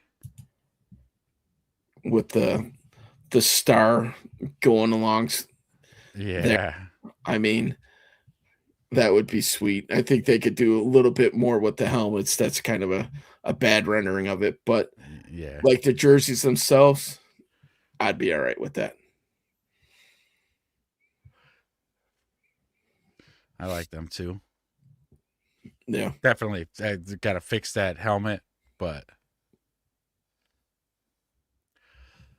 True says, I truly believe we were set up to win a chip. I really do. It's it, Mhm. man. Again, if you want to connect some dots and stuff, I mean, I'm right there with you, True. I'm a dot connector. I Yeah. read way too far into things. Instead of just looking at things simply, I always like, there's more to this. Like, definitely. I mean, just everything bodes in our favor. I think Wedge said it. Then no excuses, then, right? No fucking excuses. Nothing. Go out there, ball the fuck out, and that's it. No excuses. If you lose, then you fucking sucked that day. You didn't do enough. You didn't fight hard enough. Should have caught that damn ball. Yeah. Should have For made that sure. tackle.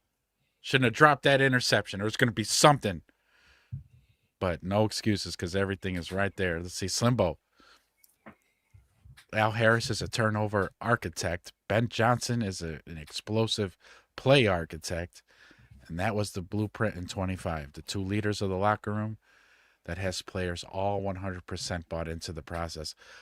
And you know what, too, to add to that, I think with the success that the Bears had last season, like this is now like when all these kids that got drafted to the Bears were probably like, fuck yeah, I'm going to Right. the fucking Bears. Are you fucking kidding me? Like excited instead of the Justin Fields when we drafted him, kind of sitting there like, you've got to be shit. You got to Matt be Nagy, fucking huh? shitting me. The Bears, really? There were 31 other fucking teams. I had to get drafted to the Bears. Like they all had that reaction. We even heard the rumors of Caleb's dad not wanting his son to come to Chicago. Like, but now it's like, no, hold on now. You might want to go to Chicago now. Yeah. And it's a wonderful feeling because of what Slimbo just said. I mean, you just got all the right coaches in all the right places. The players are bought in. So then with this new guys of free agents and draft picks, oh yeah, you're buying in, buddy. You're buying in. Yeah. Chad, what has been your absolute favorite Chicago-based team uniform? This is all the sports. There it is. Yep. That's Wedge, man. Me and Wedge, I'm telling you, we were Oh, yeah. separated at birth because that's what I was going to say. Is it all sports? Because it's the 100%. Blackhawks black jersey. Yes. This is, as soon as this came out, man, I was there to get mine. And I wore it several times to watch the Blackhawks back, before they were as good as they were. I remember seeing as Taze and Kane were coming up. I went to one of the Calgary Flames playoff games. That was one of the best sports days that I ever had in my lifetime. We started off going to Cubs Cardinals game. Cubs won in extra innings. We parked in some dude's garage so we could get out right away because we left Wrigley Field, then drove down to the United Center to go catch the playoff game. And I was rocking this jersey 100%. In my mind, the best freaking sweater out there for sure. Yeah. Yep. Yep. And I love the fact that they brought it back this year too. Yeah. Yeah, one of my all-time favorite uniforms in all of sports. I Not just bet Chicago. that jersey doesn't even sit on the rack for 10 minutes. No.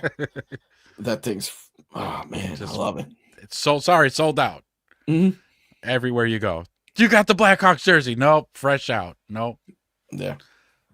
True says the only thing missing is that one guy on the D line. But no team in the NFL is complete. Everyone has a weakness. Yeah. True. I just wish it wasn't our front four. Yeah. Now, Can the White Rhino be the guy? I don't know. Somebody's got to provide a spark this season. It has to happen. Yep. It has to. I don't know. There's no two ways about it. It's just the one way.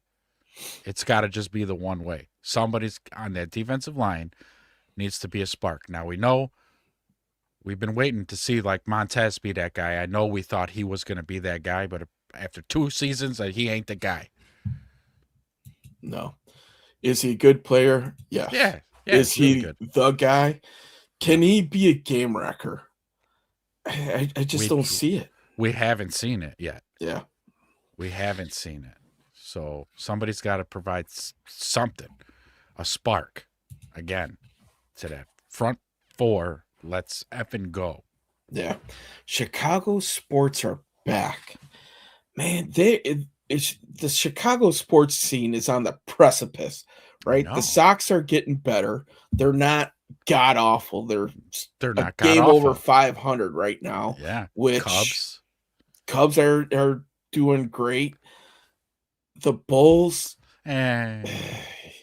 Yeah. they did clean house in the front office, which, in my Yeah. opinion, was a couple years too late. They got a good draft pick coming Yeah, up. the fourth pick in the lottery. We'll see Yeah. who they end up getting. Yeah. When the Bulls are good, the Bears are good, the Blackhawks are good, and sorry, Sox fans, when the Cubs are good, the city is buzzing. I mean, we've had very small sample sizes where all the teams have been good, but some of those franchises, until the Bulls can figure it out, that will be the key piece that's missing from the Chicago sports scenes. Yeah. It just, they got to figure that out, man. Well, I think the Chicago sports thing, keeping up with that theme of the teams are really starting to their trajectories up. I'm gonna give Ben Johnson full credit for all that. It's the Ben Johnson effect. He's a multiplier.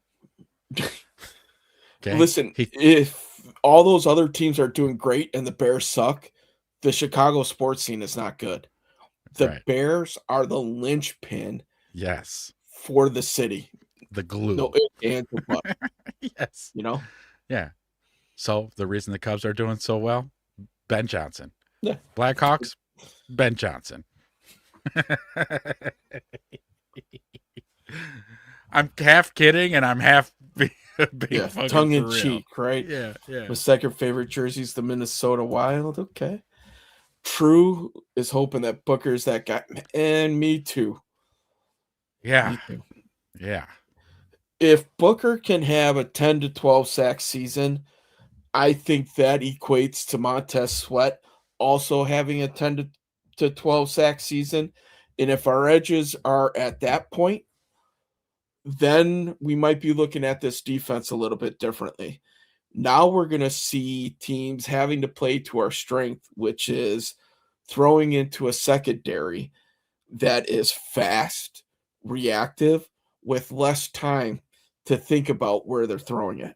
Yeah. And that's where this could kind of start swinging, or you start seeing the Bears rising up those ranks. I'm not going to say they're going to be a top 5 defense. Let's be realistic, until they could show me that they can rush the passer on a consistent basis.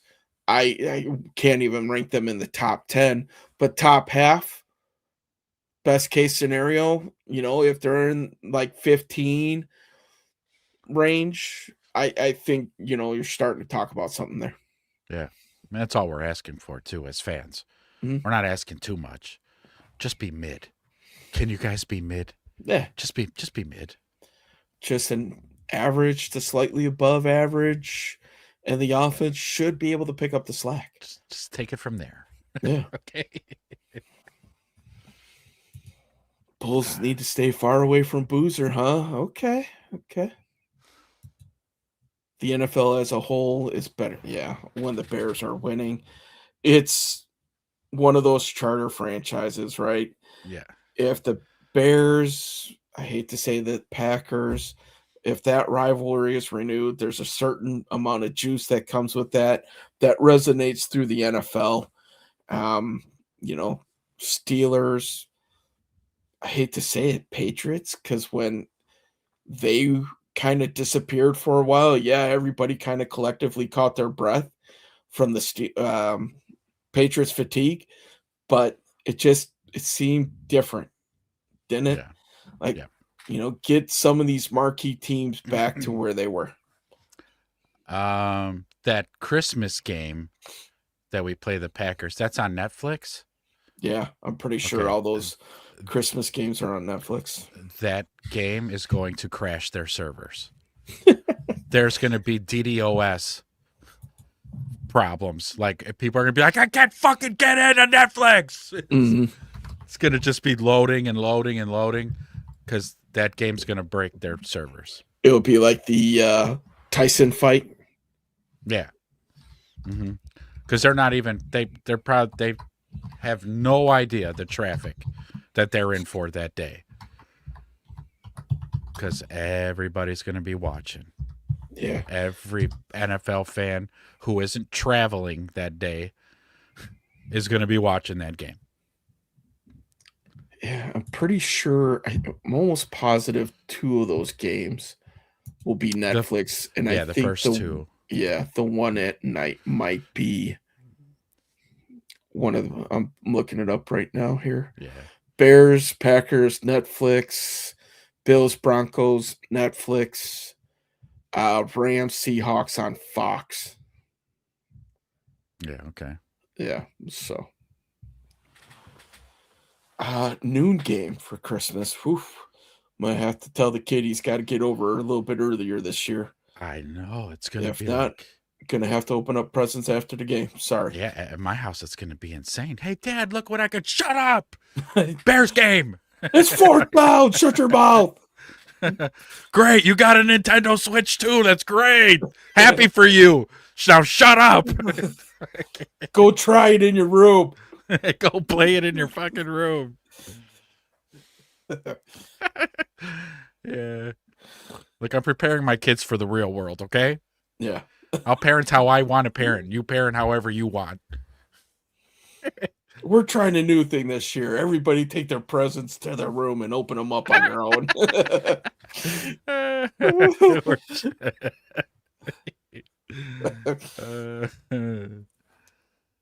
That's great. Let's see. The Bears and Packers on Netflix is going to be great. Oh, yeah. Yep. Yeah. What's the other? The other Netflix? There's another. No. The other Bears Packers game. Is that on any kind of nationally televised stage? So that's week 5. Right? Yeah. Switching over to it. No, it's not. It's just a regular old afternoon game. Yeah, on Fox. 3:25 on Fox. Yeah. This what else? Does Netflix have any other games besides Christmas? I don't think they do. I don't know, but I heard the NBA, they have games going on at the same time as the NFL. Yeah. So that's going to be a problem. What's up, Dean? Welcome to the show, man. Dean's one of those boys, man. Same brothers, in football here. So Dean used to play next to me. He used to play tackle. Wow. Ooh, brothers in arms. You betcha, right. buddy. So welcome to the show, Dean. Hit like, subscribe, ding the bell, man. We go live twice a week. You'll be able to interject all your Vikings and Packers comments. We welcome everybody. So what do you mean Packers Vikings? Do we have a Vikings fan now? I'm trying to remember, man. I thought they were, or maybe the missus is a Vikings fan. I don't remember. So Dean, don't be afraid to tell us what your allegiance is. So no, we need Vikings fans in here. We got Packers fans, Lions fans who show up. I was just saying the last couple of episodes, like we need Vikings fans up in here. Mm-hmm. Let's see. Yeah. Big Mike. Yeah. We hit at the same time. Yeah. Go ahead. We're pretty good at that, by the way. We are excellent.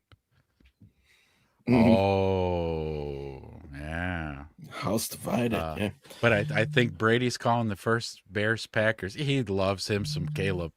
Yeah, he does. Yeah. Based off of what the Bears gave Fox last year and some of those finishes, how would they not want that game? Right. A worst case scenario, you get Olsen, which I would be okay with too, seeing how he's the former, Panther as well. So yeah, Dean's Pac fan. And, yeah, I knew it was a house divide. I couldn't remember which way it went. So That's got to be rough, huh? Couple yeah. times a year. That's why you have multiple TVs in the household. That's all. That's right. So, for sure.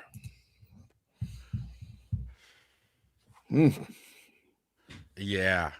Keep Aikman away from this team. Yeah.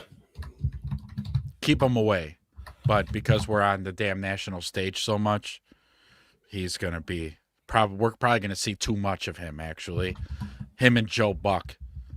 And who was the other guy? Remember the Bengals game? So I don't remember who was calling that game, but I know I heard, and I know we all know what we heard. When Loveland caught that ball, broke that tackle, and ran to the end zone, I heard that guy yell, "No!" like he had $100 on it or something. Yeah.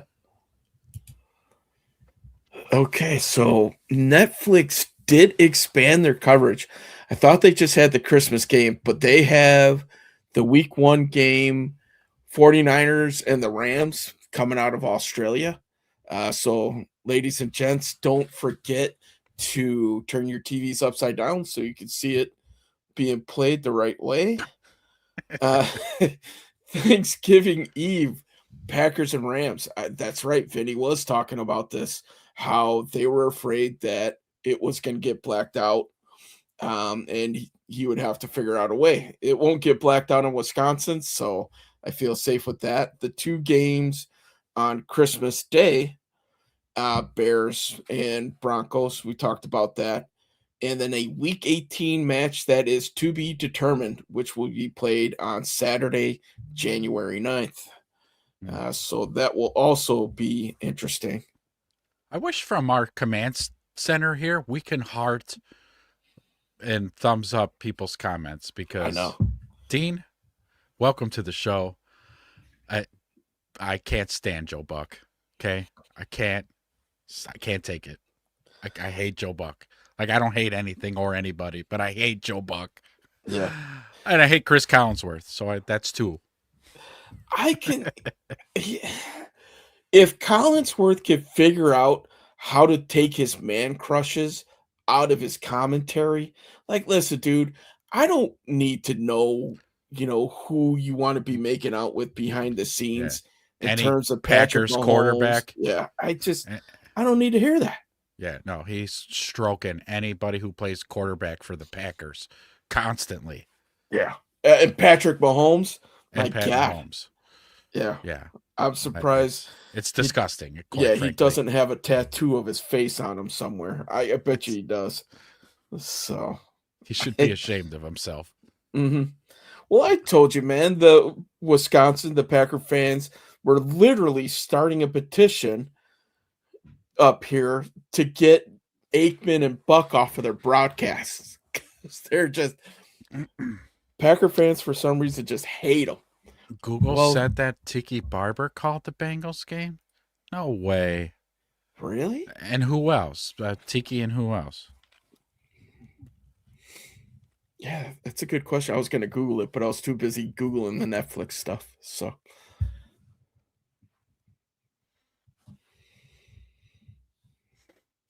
I mean, but still not anywhere near Aikman's comments, especially revolving around that DeAndre Swift. It was Spiro Deeds and Adam Archuleta. Okay. Archuleta was the old safety from the Rams. Mm-hmm. He was a fairly decent player back in his day. Archuleta was pretty good back in his day. I also like Romo. Some people don't like him, but I do. I like his calls. He's good. Question on Romo while we're talking about announcers.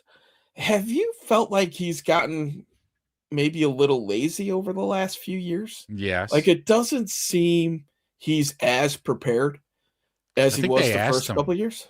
I bet they asked him to, because I think he was turning a lot of people off he was essentially, and I think maybe that's why I liked it, he was essentially telling you what plays were going to be being ran before they're being ran. I think people were like, hey, Tony, can you knock that off? like you're ruining games for people. But I quite enjoyed it because I'm a football nerd. And I'm like, really? He thinks this is going to be an off tackle to the right? Sure enough, off tackle to the right. It's like, this guy's good. Well, I agree with you. That I love that part about that as well. Just for the simple fact, you now get to an insight of what a quarterback thinks, Yes. right? Yes. And you saw Tom Brady try to do that, but he wasn't Yes. nearly as successful as what Romo was. Yeah, I And agree. so I think he had to drop that stick because he wasn't predicting it quite right, not Right. like what Romo was doing. So, Yeah, Romo was on fire. mhm. And us having a little bit of background knowledge and people who study and played and stuff, when you know the play or you have that type of cue to look at, now instead of looking at the ball the whole time, now you get a chance to look at like what are the offensive linemen doing? Yes. What are, what's the footwork for the quarterback? Is he doing like a reverse pivot, or is he just opening up to the play slot side, and then kind of seeing that so you can concentrate on other parts of the game? And I agree with you, man. That was one of the things that I loved about Romo, and being able to kind of see the other things going on before it happens. So, Yeah. Let's see. Manning is the GOAT. Wish he did more broadcasts. Well, you got Manning cast yeah. after halftime of Monday night games. That's always fun. The Manning brothers, forget it. I love them. They're too good for the NFL, those Manning brothers. They're fucking hilarious. Let's see. I may be in the minority, but Daryl Johnston, you are you are around these parts. True. Mhm. If Daryl Johnston's your favorite, I mean, I love Greg Olson as well, but I fucking do. hate Daryl Johnston because he hates the fucking Bears, and he doesn't even hide it. He doesn't even try to hide it. If he's calling a Bears game, he's just gonna talk shit about Caleb and every fucking Bears players making plays. He'll just talking shit. I'm I would sorry, I'm agree with True though. Like if you were triggered. able to take that out, he does call a pretty decent game, and I agree. Greg Olson as well. I like Greg Olson. I like him a lot too. When Tom Brady first came in that first year, where Tom Brady was trying to figure out how to do it, I was like, "There's no way this should be the number one broadcast team." Yeah, Greg Olson got bumped. He got kind of screwed, but yeah. now I think they're kind of 1A, 1B, in my opinion. So Shit. when did the jerseys drop? I am famous. We don't know. Word on the street is early fall. That So is word on the street is yeah. fall. Mm-hmm. Thank you so much for dropping by. Look, if you're new, sub to the channel, man. We do content every Sunday morning, every Wednesday night, every week like clockwork. If you're a Bears fan, you ain't gonna want to miss the show, sir. Yeah. I promise you. Listen, guys, to fellow Bears fans, Packer fans, Vikings fans, Lions fans, whoever you are, we also have a Discord going. So if you guys want to get into a group chat, feel free to join our Discord. Ez and I will be on there texting in the Discord just like we did last season in our private chats. So you'll get to kind of see our thoughts throughout the game, how we think, so on and so forth, and our reactions to certain play calls and all that good stuff as well. So I hope it's as soon as August.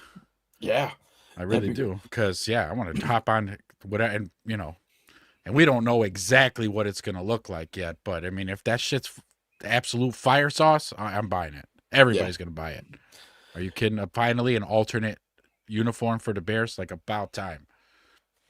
I do know this. I am famous. As soon as they drop, it will be on this show for sure.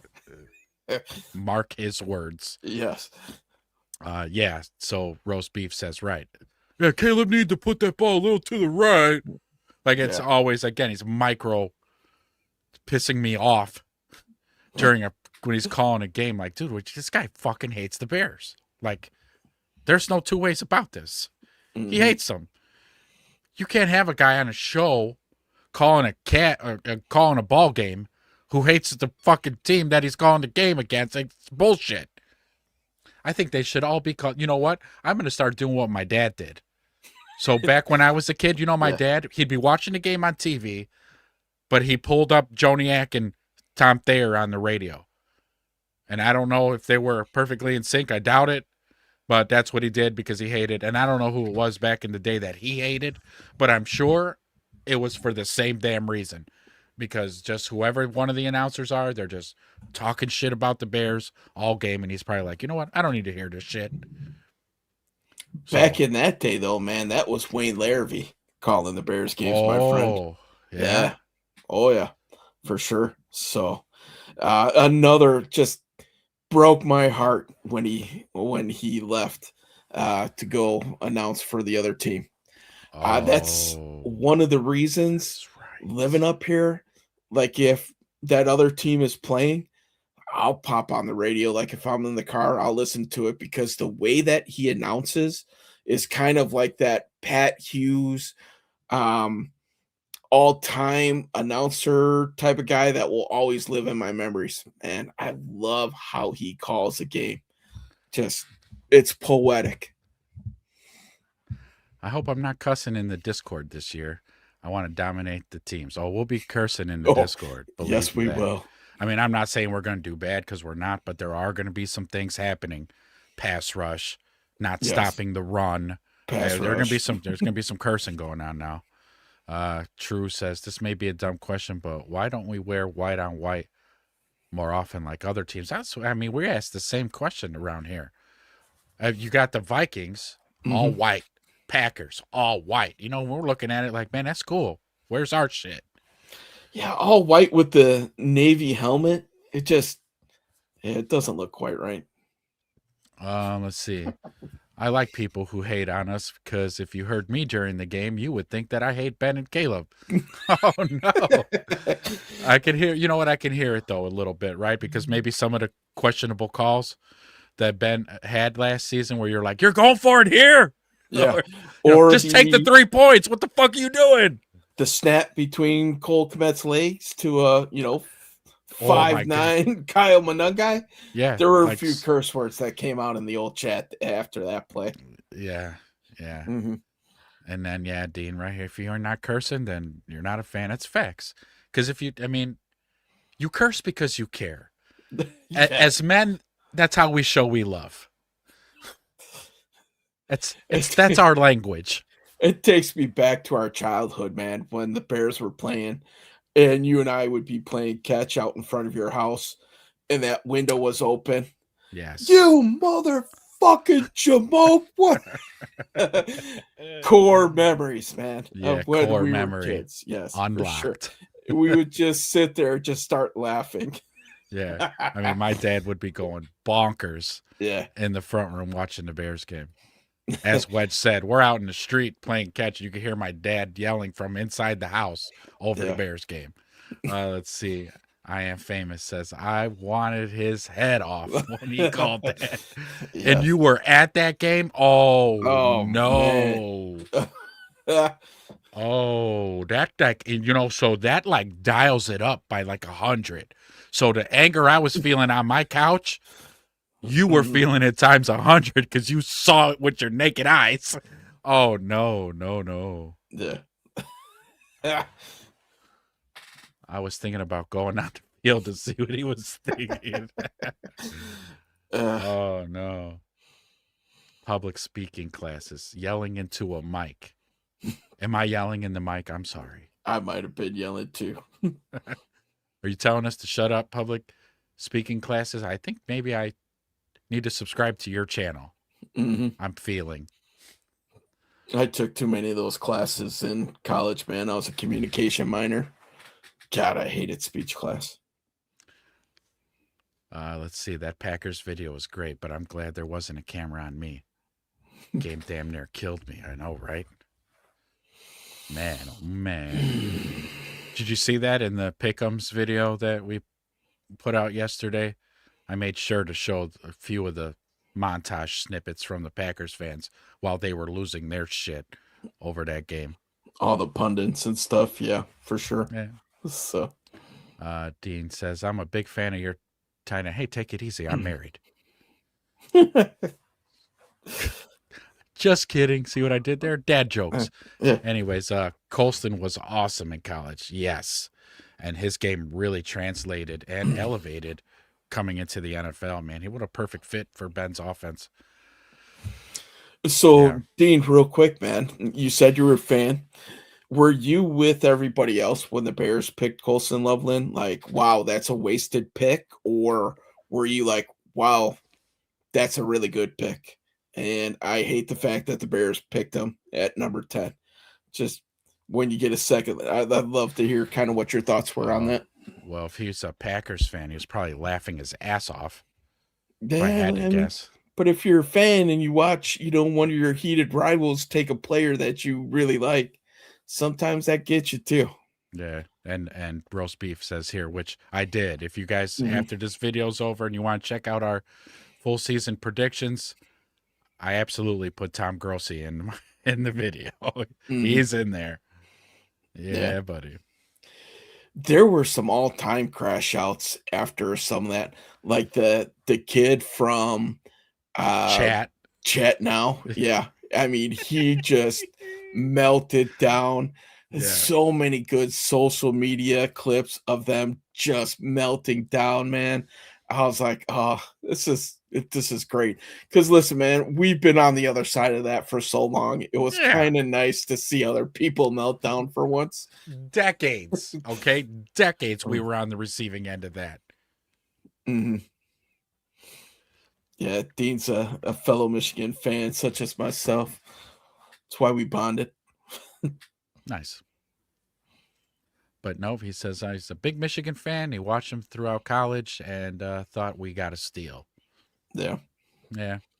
I'm glad it was him because, right, Tyler Warren and everybody, majority of people just really love Tyler Warren. And when I watched both of their tapes, I was like, please don't draft Tyler Warren. Mm-hmm. I wanted Colston Loveland. We drafted him. Great job. The rest is history. Absolutely got a home run on that pick. Yeah, didn't Tyler Warren like remind you of like Cole Kmet 2.0? That's I mean, what maybe I a thought. better version of it. I'll give you that. But Slightly. yeah, Loveland just had a whole different skill set. This is $55 million. Are you kidding me? Oh, that's what the kid said.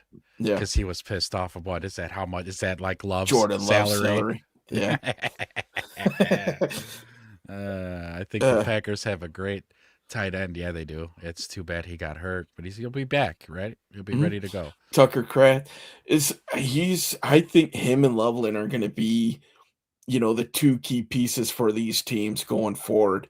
You look at what happened to Jordan Love after Kraft went out, for sure his safety blanket, it would be the same as if Loveland wasn't in there for Caleb Williams, especially in that back half of the season.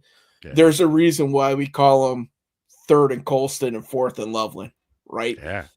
Kraft played that same role for the Packers, and it showed. Jordan Love, at certain times, just he didn't know where to go with it. Yeah. He was looking for his boy, and his boy was on the sideline, man. So yeah. Roast Beef says TTNL has the best crash outs. Well, yeah, after a Bears loss, Phil has his rant that they start to show off with.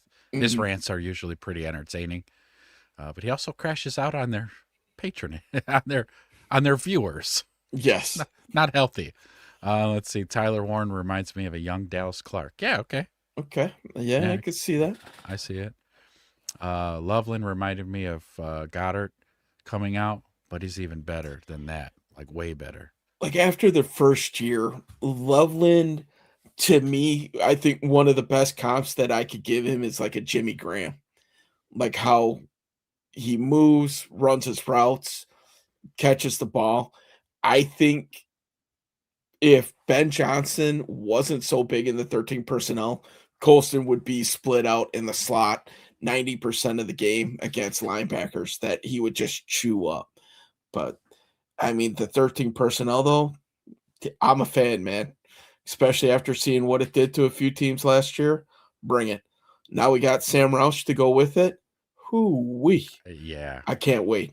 Yeah, it's going to be the best tight end room in football. Mm-hmm. Yeah. Yeah, it says Jimmy Graham's a perfect comp. It's just, man, the kid's so fluid. It just in and out of breaks. He's got like sneaky speed. He's Mhm. fast, tall, great. Yeah, man, I'm a fan. Let's Yeah, put it great like that. I'm a hands. fan. I mean, as I was cutting up the video clips to put in the video again, guys, check it out later after this. Check out our predictions video we released yesterday. Colson Loveland made this one catch in the back of the end zone where he had to quickly, because Caleb kind of threw the ball kind of low, Mm-hmm. and he had to get his hands underneath the ball so obviously it wouldn't touch the grass. Great body control, great hands, great just Yeah. situational awareness to do that type of stuff. I was like, damn, what a hell of a good catch on this kid. Mm-hmm. And but back to your point, because that's what reminded me of it, like how fluid he is. Yeah. And it looked very natural for him to do that. So he's in a big ass tight end body, but he's got like wide receiver hand attributes. Mm-hmm. Colson has a similar play style to hey now. Hopefully a little less gilly. Yeah, exactly. So Aaron Hernandez was 6'2", 220. Colson is 6'6", 250. It's 250. huge. The kid's huge. And the kid, And Roush is bulked even up, bigger. man. Yeah. Yeah. You saw Roush standing amongst those rookies. I think it was Big Mike who said, "Who's the D end?" I wish he could play D end. I know. They might want to try him out there. If Colston's very Puka Nakua-ish. Yeah. He can play through contact. We saw that in the Bengals game. That's for sure. What a game for his coming out party, man. And the way that thing ended, whew, that was two rookies that came out to the stage that game, Colston and Manungai, because Swift was out. Yep. Do you think, as we're rolling with topics here, what's your prediction with the rookies this year? Do you think Ben Johnson maybe trust these guys a little bit earlier this year, especially with the bye not coming till week 10? I mean, they have to earn their stripes to get on the field. Yeah. But it seemed like that process took a while last year. Do you think that gets sped up at all, or with some of these young guys, or what? So initially I want to say I doubt it. I bet it probably stays kind of the same timeline. However, it's going to be up to them rookies to prove it. Show Ben Johnson, what your assignment is and where you need to be lined up and all that good stuff, because he did kind of vet those rookies, like you were saying, like the first 3-4 weeks of the season, you didn't see them too much. No. And it's probably because, maybe they were making too many mental mistakes that he can't afford to have happen during live football. So until they showed and proved, then we saw more and more of them. And man, obviously, I don't need to reiterate, but I will because it's fun. The production we got from our rookie class was just insane. So I don't know. I bet we're looking at probably the same kind of timeline. We might see them a little, maybe a little up into that week 6, week 7 mark. But about after that, we might see a heavy dose of Xavion. If Malik Muhammad could get out in the field, we're going to see a whole lot of him. Roush, same thing. Yeah. And then even, dare I say, Logan? I knew you were going. I was thinking those two guys. I think if there's two guys that we could see on the field starting from week 1, would be those two guys. Because as you were talking, I was thinking about the tight end room. You got Colston, you got Cole, you have Roush, and then you have Large, right? Those are your 4 guys. If you're running 13 personnel, Roush has to be out there, right? Right. You don't have Smythe. Right. Kalanick is a practice squad guy. You would think that your rookies are going to be better. Right.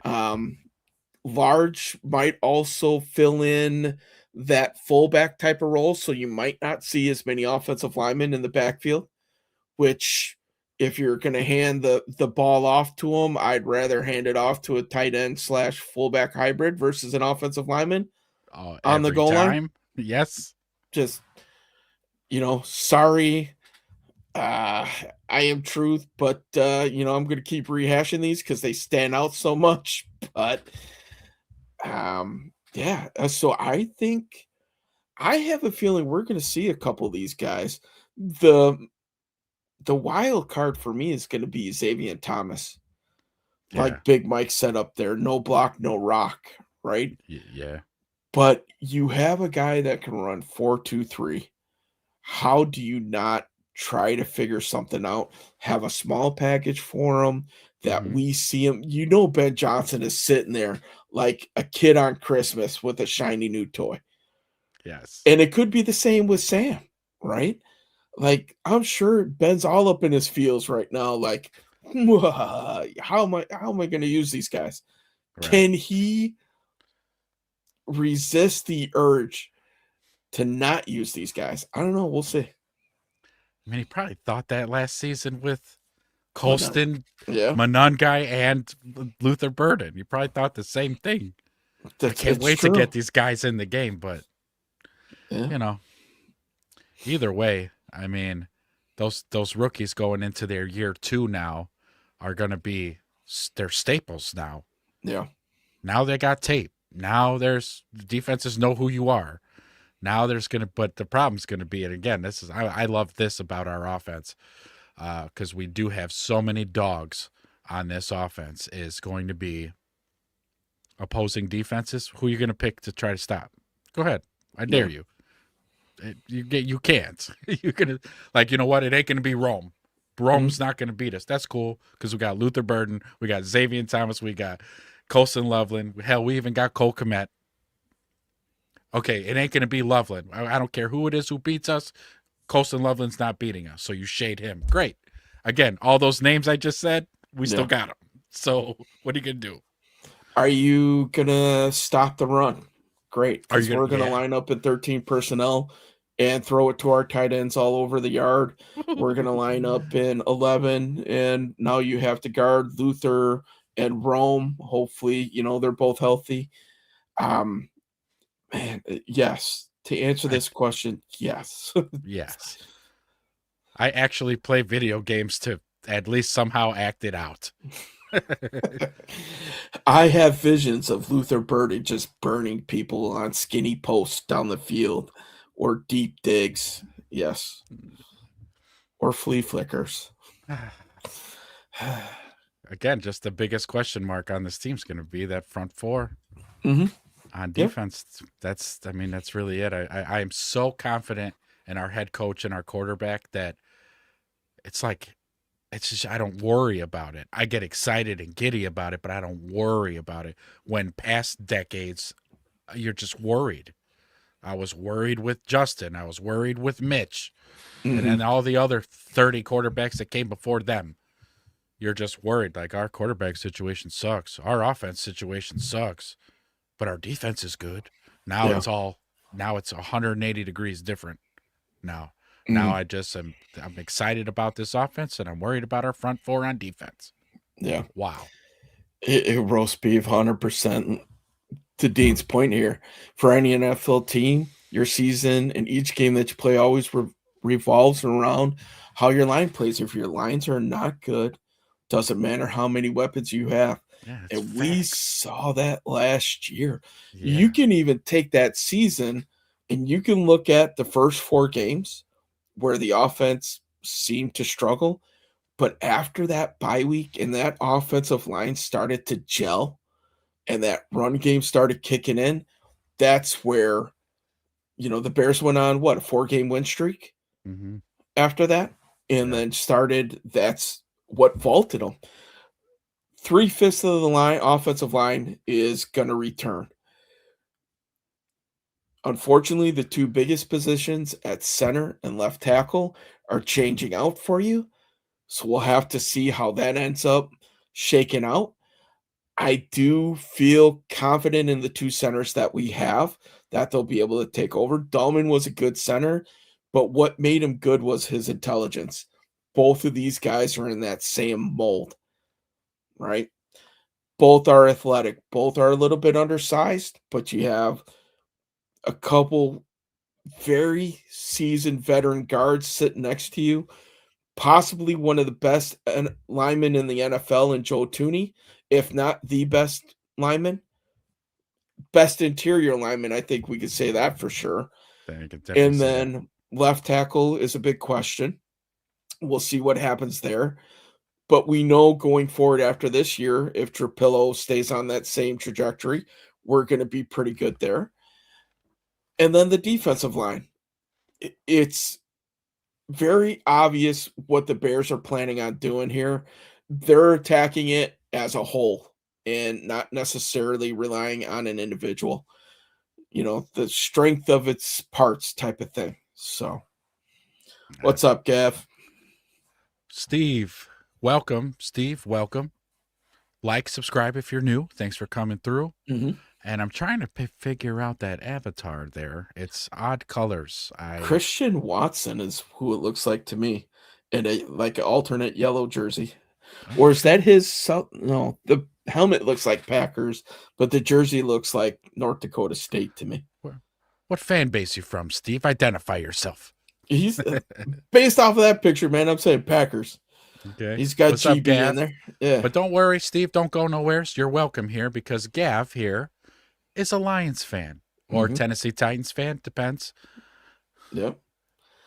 The you'll see Go Pack Go. He's in here as well. Fellow Packer fan. Yeah. We call him Vinny around here. So yeah, we don't say Go Pack Go. We call him Vince. Yep. Yes. Vinny, Vince. Big Mike, shout out. What's up, Steve? How's everyone doing? We're doing well, sir. Thank you much for coming in. I think more importantly, Ben drilled into Caleb Williams that he needs to perfect shit. Yeah. Yeah. Yeah. I'm sure he did. And I'm sure Caleb was hard at work on it and will continue to work on it. Dahlman was far from perfect. He had his couple little whiffs and things, but he was better than what we had. Mm-hmm. He was definitely an upgrade from what we have had. Who is this Dahlman you speak of? It Big is Mike's already Watson. forgot him. And it is Green Bay. Yeah. And thank you. Thank you Thank for you the for subscription.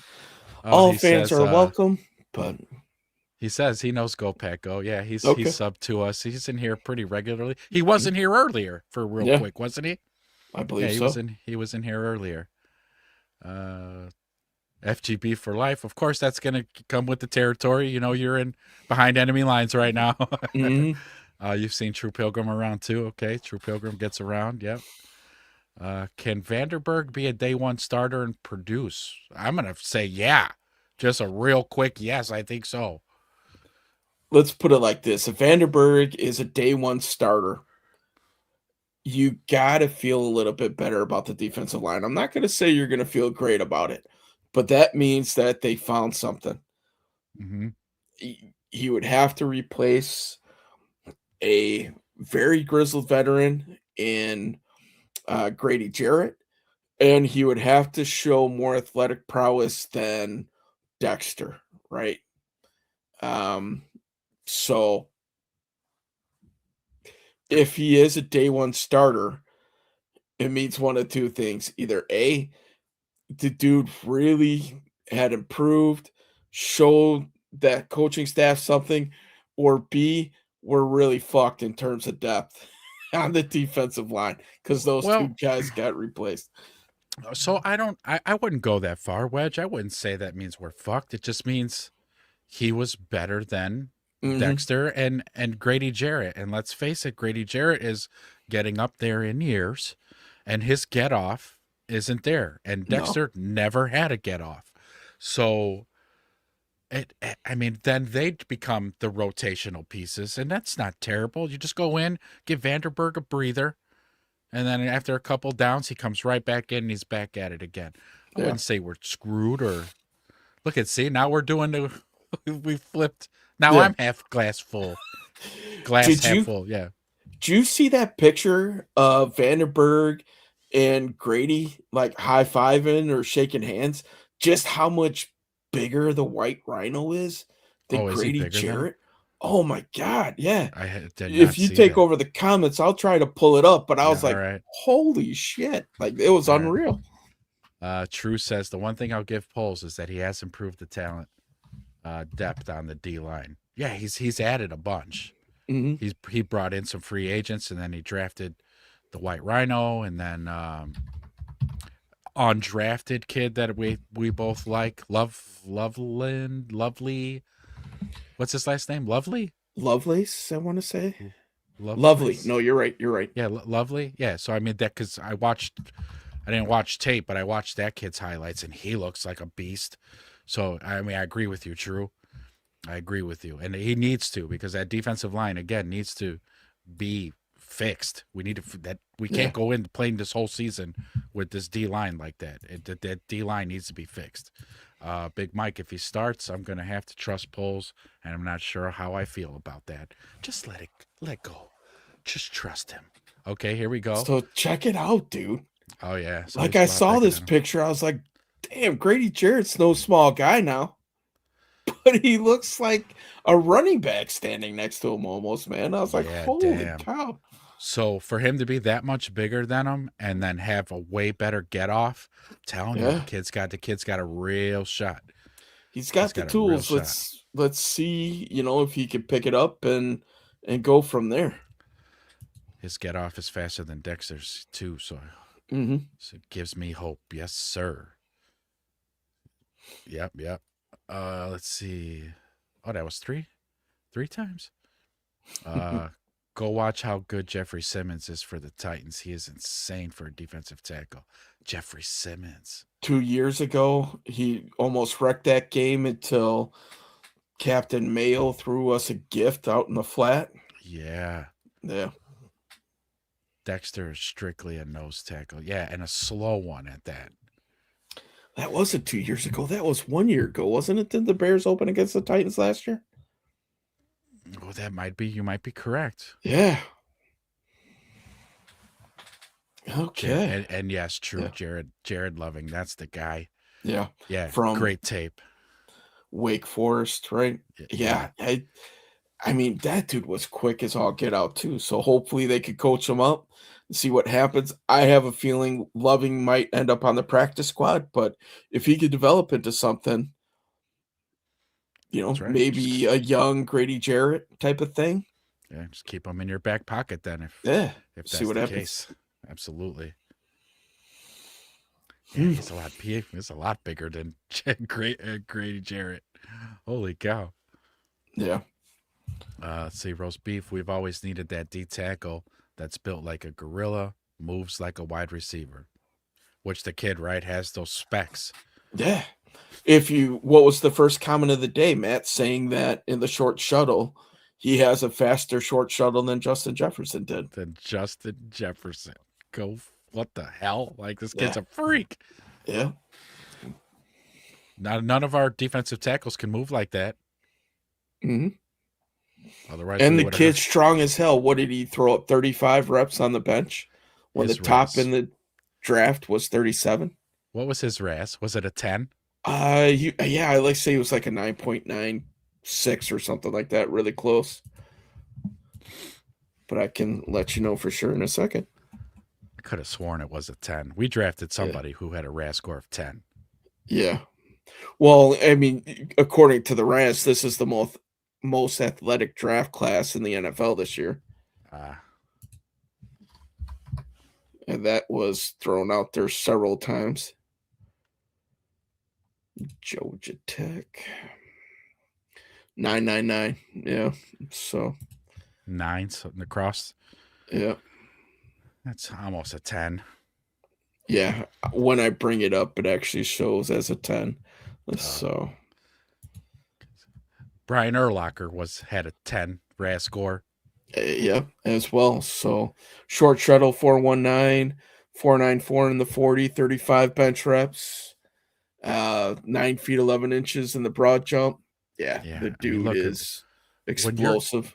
When you're gifted like that physically, it's really for his chance to become a day one starter is going to boil down to technique. And Mhm. so, just like you said, if they can coach him up, then that's it. He's going to hit the ground running. He could fight for a starting spot, and if he doesn't get a fighting spot, we could see him be that rotational piece that spells out, Dexter and Jarrett and Grady Jarrett, Yeah. So which is might just as good yeah, for as being a sure. starter. Yeah. Keep those D linemen fresh. I think you saw it with Billings and stuff last year. Um, he just he didn't have the athletic profile, and that dude, by the time late third or fourth quarter came around, he was playing on the wrong side of the line of scrimmage. So Yeah. Yeah. Poles is a whiz at finding those late round or undrafted free agent gems. He's gotten pretty lucky sometimes with them undrafteds. Yeah. Jade Walker, Tyson Bagent. Yeah. There's a couple others that are on the roster too. Yeah. So absolutely. Well, boys, we've worked overtime today. Yeah. Again, we'd like to thank everybody for coming out. It's awesome as always. On your way out, go ahead and hit the like button on this video. And if you have 15, 16 minutes, watch our prediction videos. We're really good. But yeah, we want to thank you guys so much. Down in the descriptions are all the links to all our socials. Follow us on all the things. And Wedge, any salutations before we head Yeah. on out of here? Thanks again, everybody. Don't forget to ding the bell as well. We do go live twice a week. We'll try to keep this schedule all through the off season. During the season, for sure, we always do a pregame, we always do a post game, and then a wrap up show midweek. So you'll be able to get as much Bears content as you want. As you guys could tell, we love interacting with you guys. Love the comments. Thank you very much. Hell, we're going to have shows, especially in this off season, where it's going to be just a grab bag, right? We're Yeah. coming in with nothing. Let's just talk Bears football, whatever you guys want to talk about. Let's go. So feel free to bring your topics, and away we go. But I guess until then, bear down, like True Program says, and peace out. Peace.